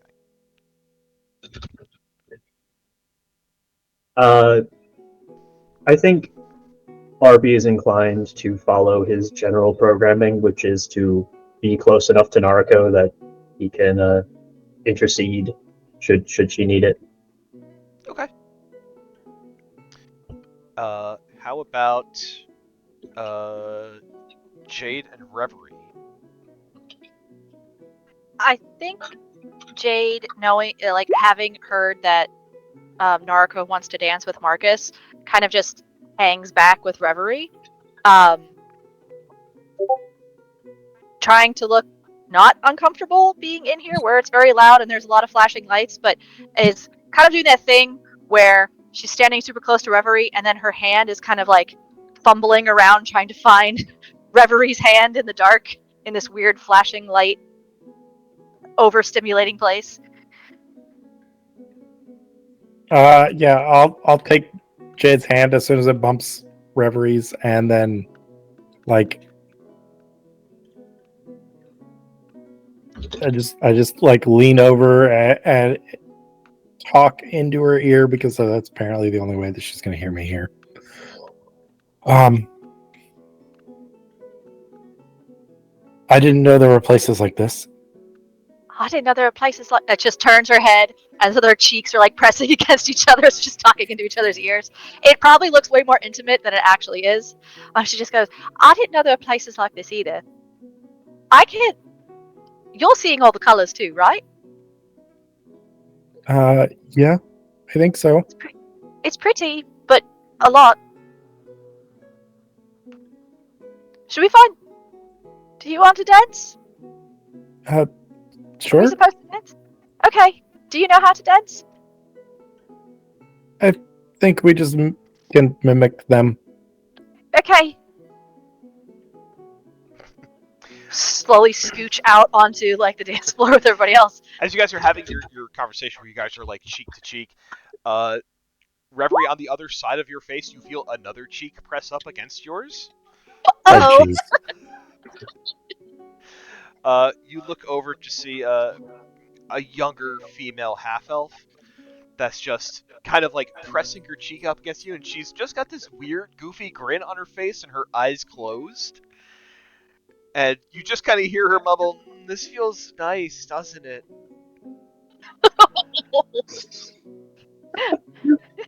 Yuki's so mad. Oh, Yuki! I got drugs!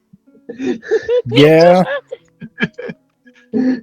It's so soft.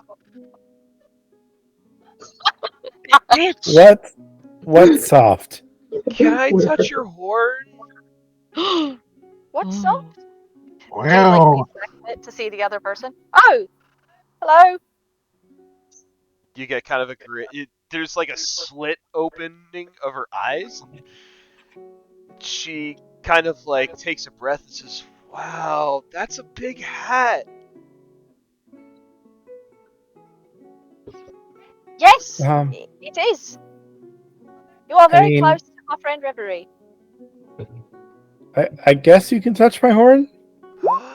Wow!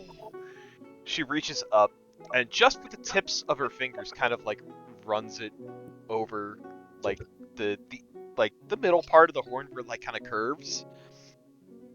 And you see her like shudder a bit like, "Whoa." Do you guys want to dance? We were about to. Oh, like, So yes? is it just like a you two thing? Because that's cool. Reverie looks at Jade and shrugs. I mean, if you know how to dance, we could all dance together. Oh, it's great! She kind of like pivots herself to be like in front of and between like the two of you, and she kind of like does this weird kind of like shimmy and then just falls to the ground.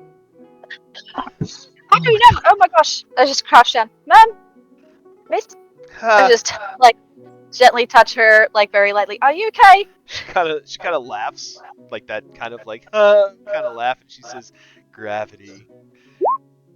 Yeah, that's okay. I'm gonna cure wounds on her. I don't know if this does anything because I don't know what's wrong, but something's wrong. That's okay. It's okay. Yes. Here you go. Her eyes open and she says, "Wow, did everyone just feel blue for a second?" No.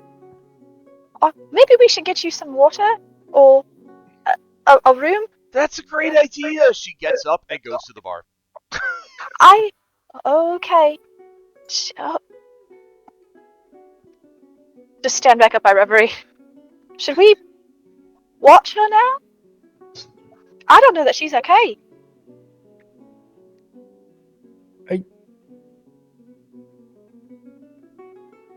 I don't know. Maybe that's just how people act here. Okay. Did you want to try dancing? Yeah, maybe just me and you. That sounds good. That's if Okay. if she falls again, I'll heal her one more time. Well, Reverie's going to pull Jade onto the dance floor. Oh, I follow. Watchable, give me a performance check. Oh, great.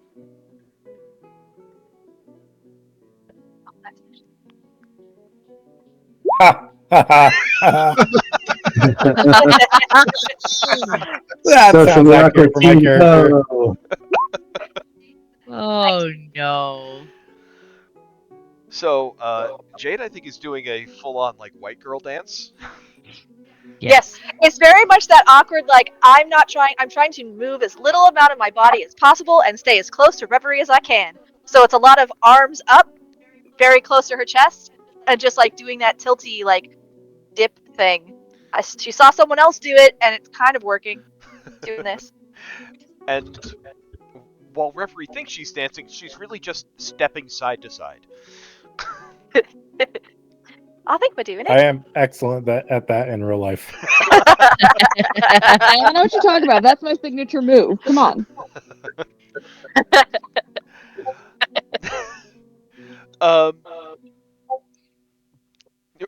Red, what are you doing as this is kind of going on? Looking around and judging people. Are you like on the dance Amazing. floor? Are you like by his table? Are you just kind of like still like just inside the door? I have found the place with the most shadows where I can post up and just watch because that's what I'm used to doing at the Siren song. Since most of my memories are back, I'm like, this is where I go. So you find a bit of a corner, and every now and then the laser light just kind of gleams across your face, just highlighting the non-eyes inside the horse skull. And Judgmental fire eyes. Arms crossed. Really? I feel so bad for anyone who's here on drugs, and just every so often in the shadowy corner, just a jump scare of Red Skull peeking out of the light. Listen, Oh, having if they the have a worst heart trip. attack, I'll have something to do. You get a few yips and yelps every now and then. So much judging. This is how you start a rumor that the Gilded Oasis is somehow haunted. Oh yeah, absolutely. Let's go. Narco, as you approach the DJ's booth, you see that this kind of Arcanotech that is playing the music, it's very interesting. It's very it is like a metallic kind of board. It has all sorts of lights and stuff on it, but the lights that kind of indicate like the levels and how it's switching over from like one reel to the next. It all glows with like an arcane light, and it is all connected, kind of like through these arcane strands to like the speakers that are nearby that are pumping out the music. So there's definitely some like material to it, but there is like a spellcraft that is involved in kind of making all the mechanisms work and to amplify the sound coming out of it too. It's very very interesting contraption.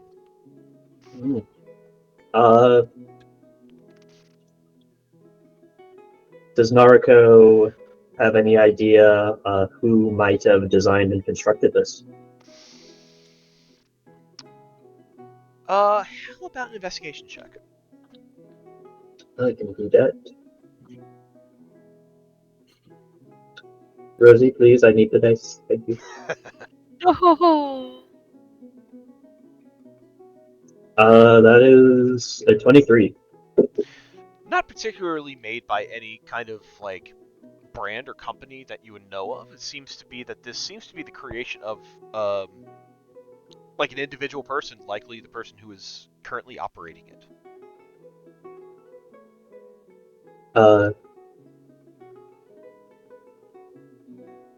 Nariko will sort of smile and sort of call up to what sort of costume is this person wearing? So this, you see that they are wearing a carnival kind of mask.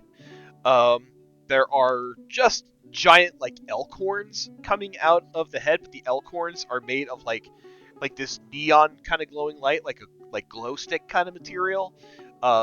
They have, like I said, like the glow stick kind of necklaces on, bracelets, and their hands are just a blur of motion as they are kind of working the levels and spinning the records and working the board.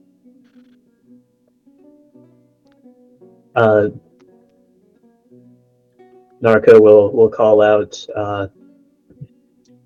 that's an impressive rig. Do you have a request?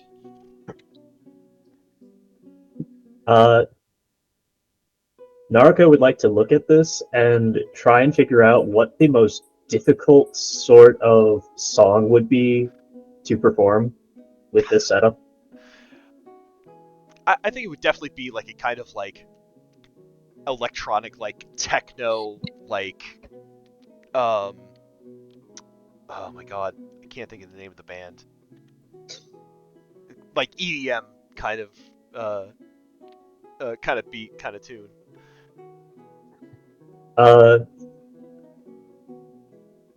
Naruko would request a song made popular by a resident of Weyburn-Port, a bard and minstrel known only by the stage name Darude, who composed the song Sandstorm as a reflection of the wild weather from his sort of home country. However, she will, as an additional challenge, she will request, if the DJ is able to perform it, swapping it to a minor key. You see this person kind of like cocks their head at you. You see like the mask is rigged to blow smoke up, like it's like dry ice, like smoke kind of coming out of it, and says, "You're testing me. I love it. I'm gonna do that." And like the current song kind of ends on a beat, and the lights in the place go completely dark, and there's a moment of kind of confusion from the crowd. But then all at once the lights come back up bright, and you hear the start of Sandstorm in a minor key start to blast over the speakers, and the lights are kind of like coordinated with when these beats come out, and just is able to kind of start, and like it's not perfect, but as the tune kind of goes on, the beat gets faster and more rhythmic, and you can tell that they are kind of catching on.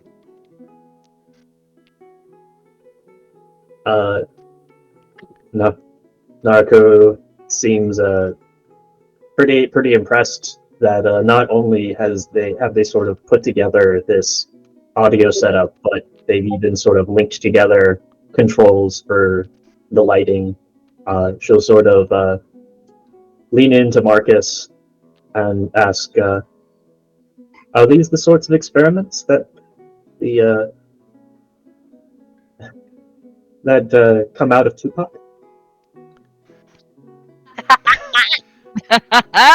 Marcus kind of like tugs on his collar a bit, and he says, "I have never seen or heard anything like this before."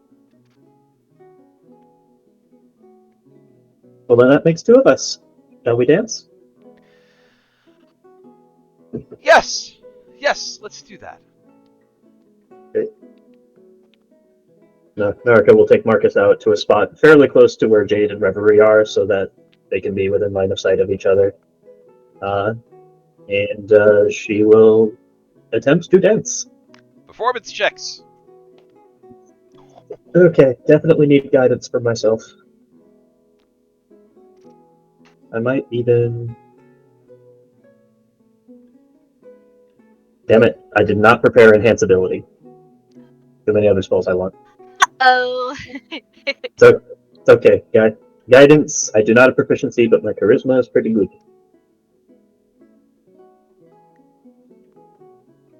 Although that roll was not great, and I fear embarrassment more than anything else, so I will spend an inspiration on it. I have That's two. what we do. I can Love spare it. That's it. what we do.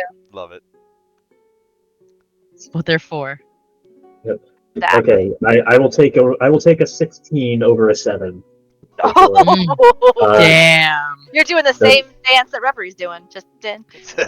So with guidance and bonus, that comes out to 22.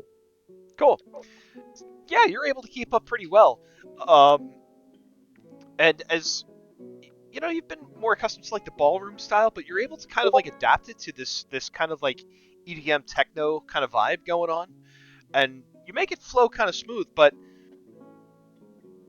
Marcus, rolling a 28, Oh! Oh. is certainly able to show you a move or two. Am I swept off of my feet? Do you want to be swept off your feet? I don't know. Is a 28 enough for feet sweeping? Are socks knocked? I would say. Am I dazzled and delighted? Tell me, DM. Oh yeah, dazzled delighted. I think is a good level of where you're at. Yeah, I would say that at least for sure. Nice.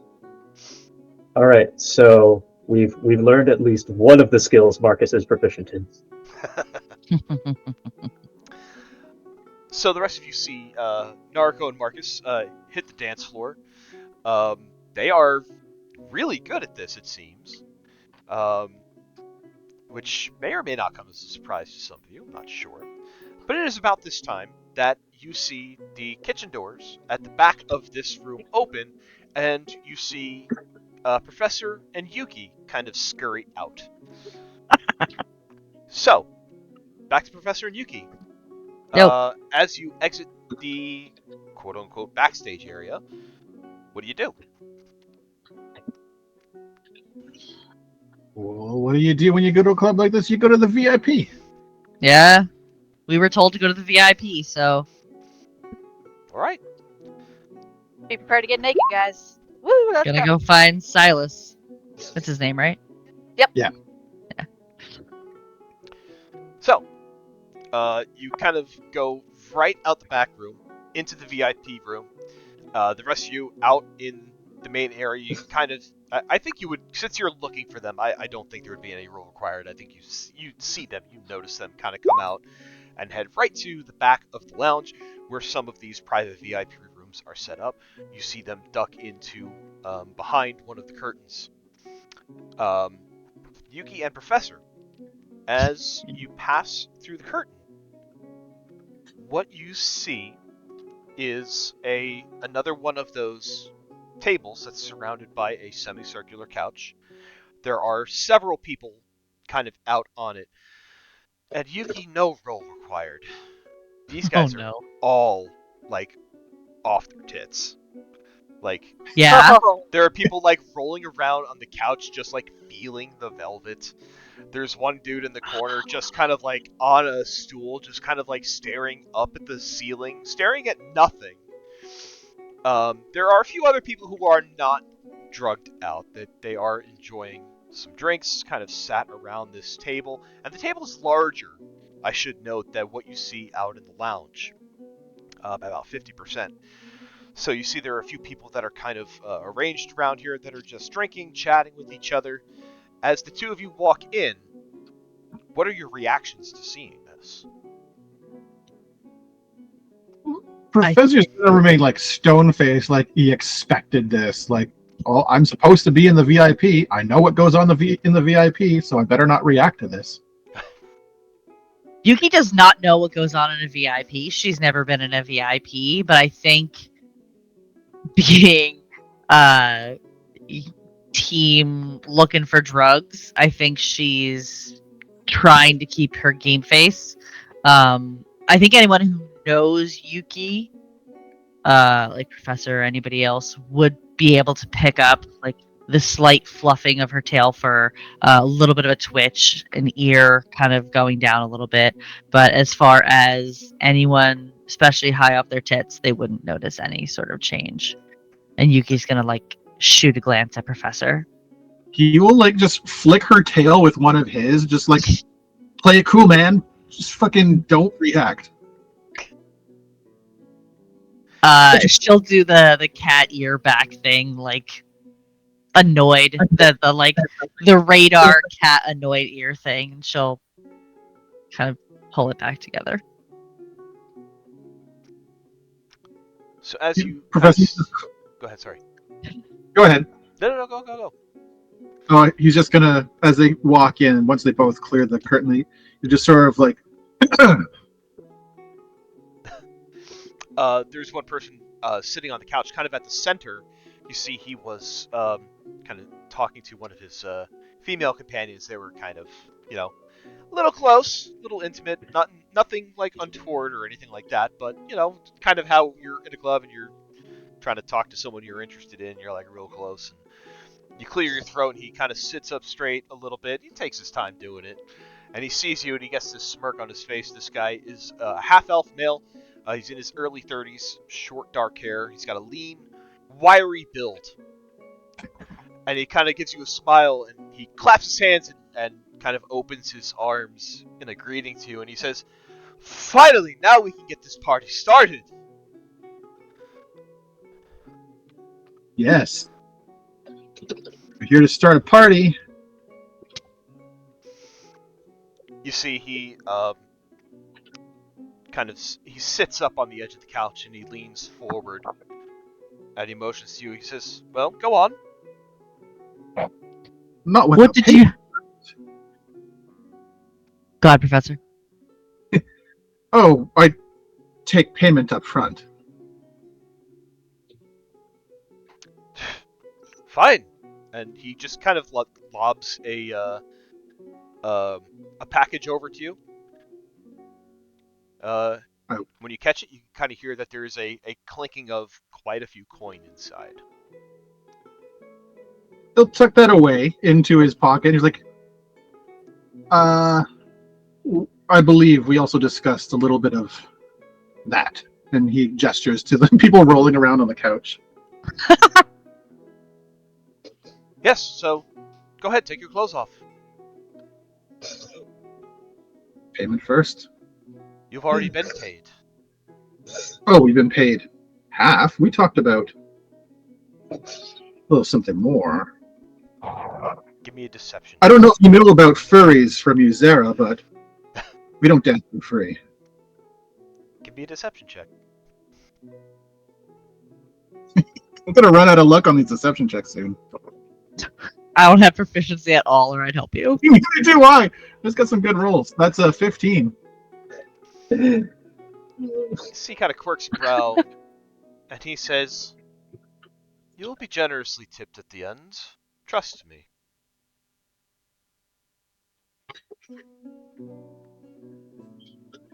The professor just kind of looks to Yuki. He's like, he doesn't know about it. Front tipping from the front. See, where I come from, the tips happen first to ensure that we don't get ripped off. And we've come an awful long way to ensure we don't get ripped off.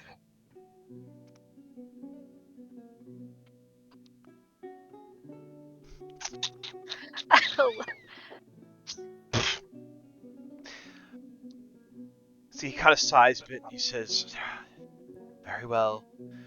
And he takes another pouch and kind of lobs it at you. You feel about the same weight of coin inside. How much coin do I have in total? Are you opening it and looking through and counting it? Just a rough guess. Just by I'm going to open it up and make sure that Yes, I'm going to sort of ruffle through and try counting it because I'm here and I want to make sure I don't get screwed over. I just said it. I wasn't going to get screwed over. Are you taking like a quick glance, or are you going to sit there and like count every piece of gold? I mean, he's a professor. He can count pretty fast, so he's going to get in there and start rifling through it. Give me an investigation check. Investigation. 14. Between the two bags, I think you'd estimate there's about 500 gold in there.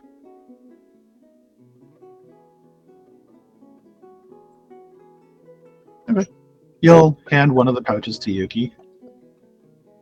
And he'll kind of sit on the arm, kind of like far away from this guy, on the arm of the couch, kind of next to one of these roiling individuals. And just kind of lean over and look at them. And he says, "So this is the Black Lotus, huh? This?" And he kind of gestures to this person. This guy frowns a bit. And he says, "I didn't pay you to talk." No. I think. Good. So go ahead. I think. Wait, hang on. Yeah. Yep. So I think. Let me post this. I think feeling like this is not, these negotiations aren't going great, and Yuki has been trying to find the drugs all day, and she is not willing to give up. Yuki will take her clothes off because I rolled an at one. God. What are you doing? We weren't negotiating yet. I mean, I don't know that there's negotiation. This guy already paid for people to come, and he's like, "All right, I'll give you the rest of your money now." I think you're past the negotiation if you're trying to pretend to be the dancers. What did you roll on the dice? Yuki's undercover, and she That's doesn't my want to. question. She doesn't want to drop cover. Yeah. Go. So Right. the covers them off. Professor's the one kind of like dropping the cover here with all the stuff going on. Raw just drops, and he's like, and he just like looks away from Yuki, who's dropping her clothes. And Literally just just drops. Yep.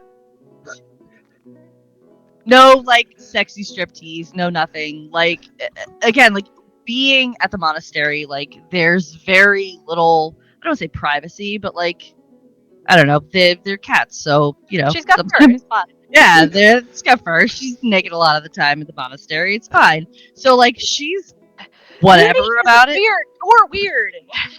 Yeah, I mean, Don't shame me. so she just sees things aren't going well, is very nervous, and much like the glassware, wants to like cause a distraction. So just no like striptease, no nothing. Just literally just takes her clothes off and drops them on the floor, and stands there. This is what you get when you want entry in the back door. This is exactly it. I appreciate Yuki's professionalism. I got you. I'm here to help. I rolled a nat 20. Do I hear Yuki's clothes coming out? So I'm going to bring the scene back outside as Yuki has dropped her clothes and Professor is on the edge of the couch trying to find a way to find some Black Lotus and now is slack-jawed at Yuki being clothesless. I still don't even know what the plan is once we get it. There was no plan once you got past this point, which is fantastic. There was no pretty much plan it. once you got to this point, let alone past this point. Your plan was, I guess we'll go in that room they said to go into. Yep. I had a question. Stop! You're just gonna take your clothes off. Yep. Okay, plan B. I'm just gonna. Okay. Smash cut. It's also worth noting the rest of the party could have been informed. There's no reason we couldn't have also gone in pretending to be looking for drugs. Oh, Fine. Ren's really happy he didn't go in right now. Okay, knowing what I know. We just saw Professor and Yuki go through the kitchen, come out the kitchen door, and go to another room, and we're like, okay, they must be doing stuff, dude. Yeah, they're fine. Doing That's stuff. fine. Well, that's Yuki's why doing- I'm going to cut back to the group back to team front door. So you see these two scurry out of the back room area and into this VIP room. Are you guys doing anything, or are you keeping up?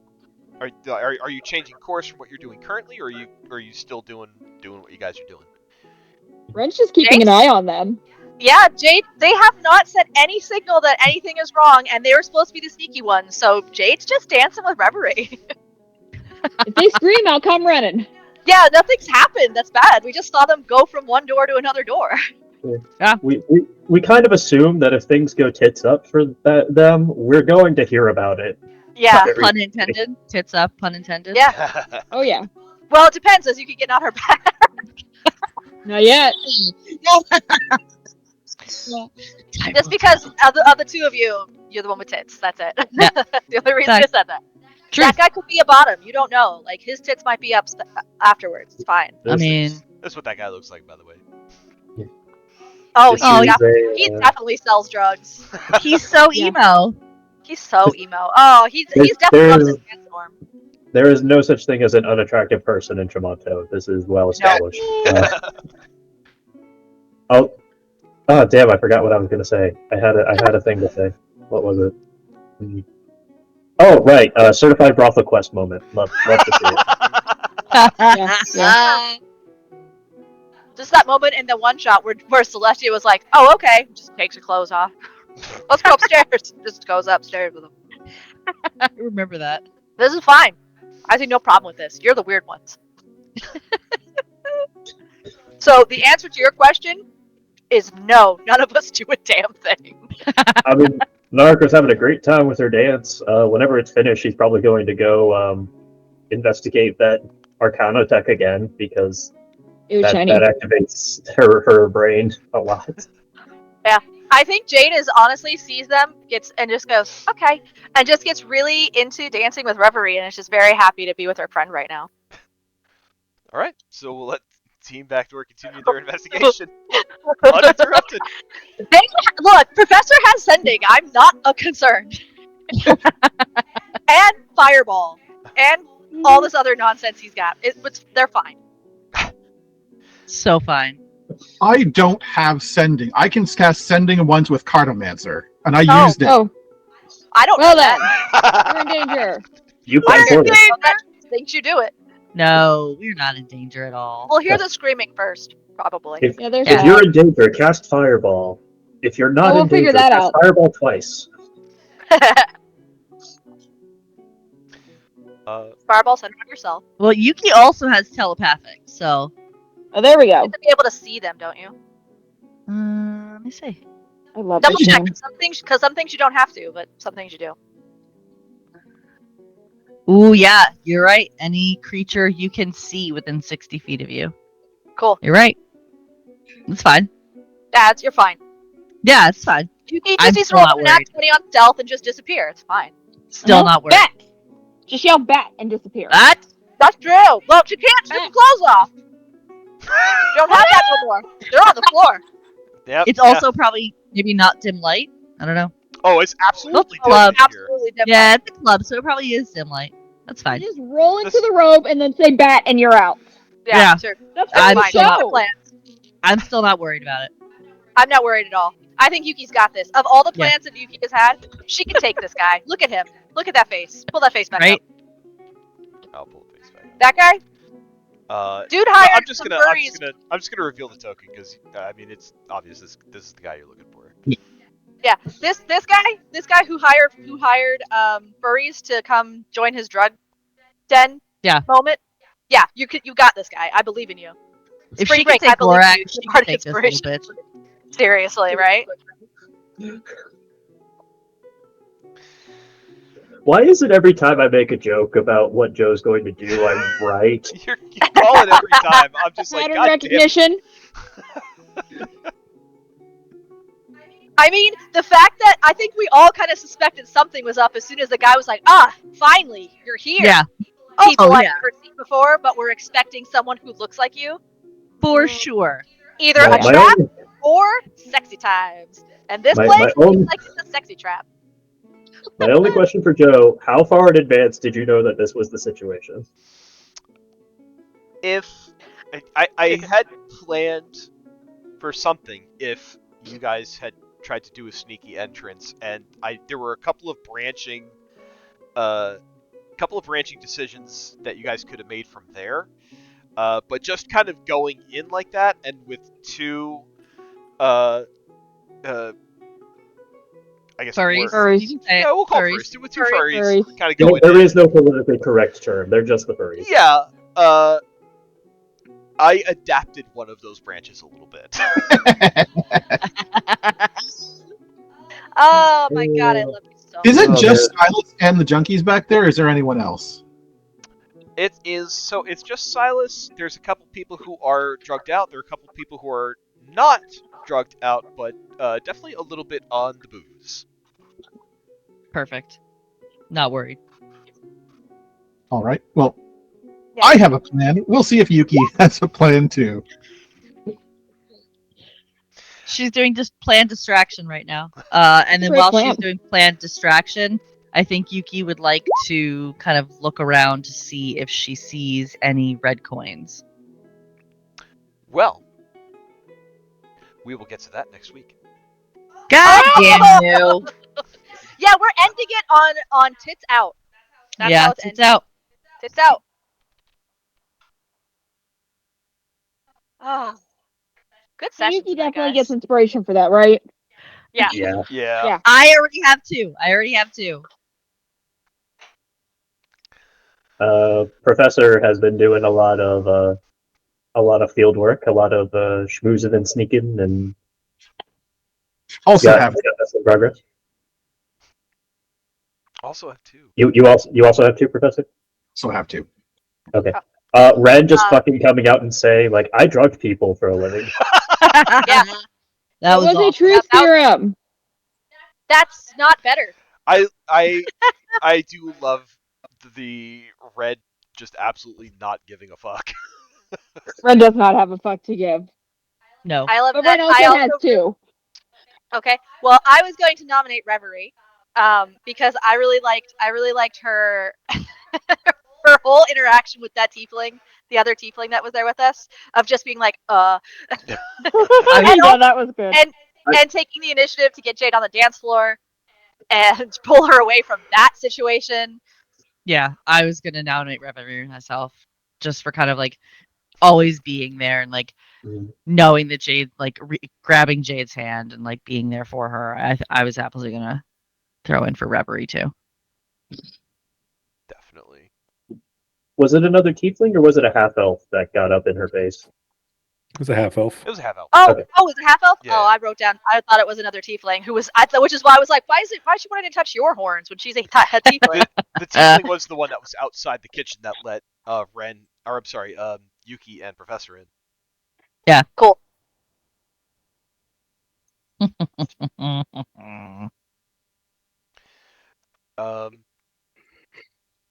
Yeah, and then Naruko leading the charge for the investigation and just kind of like I like Naruko kind of playing like I felt like a bit of like a sit in the director's chair and kind of take information from the different points, collecting it, and then kind of putting it all together.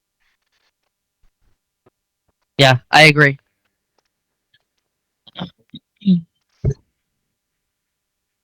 Agree. Dance off with Marcus as well. Yes. Cute. Yep. That was cute. Yeah, that was super cute.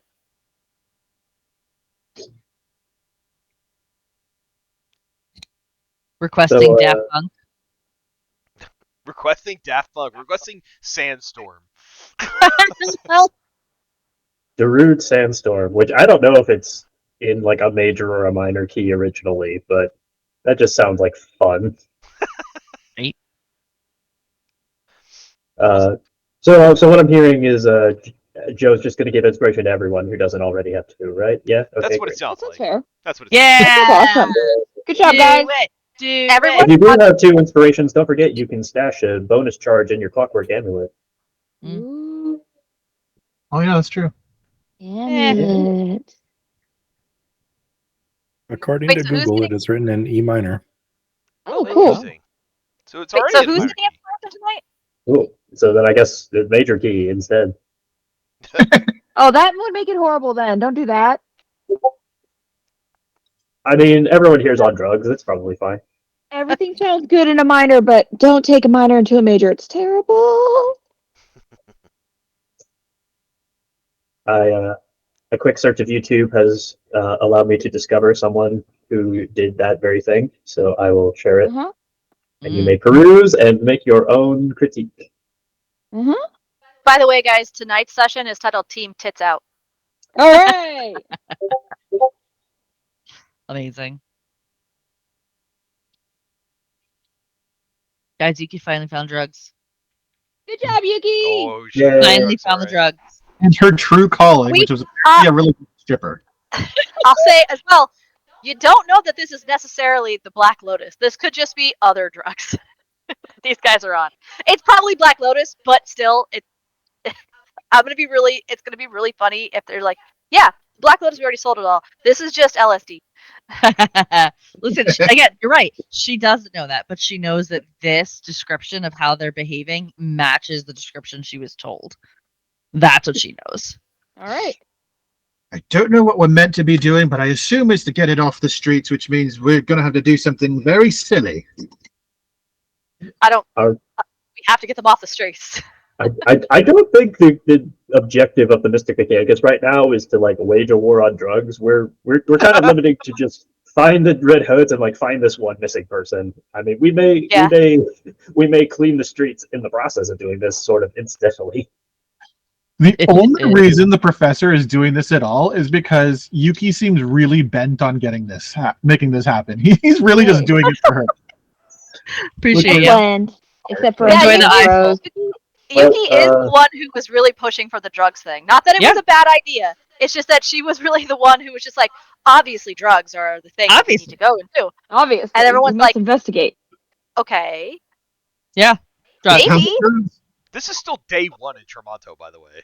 I know. Yep. I love it. Well, welcome to the Axis effect, my good friend. Yeah, Yeah. Welcome to the next 3 months in real life. drugs We- mean red hoods. Red hoods mean cult.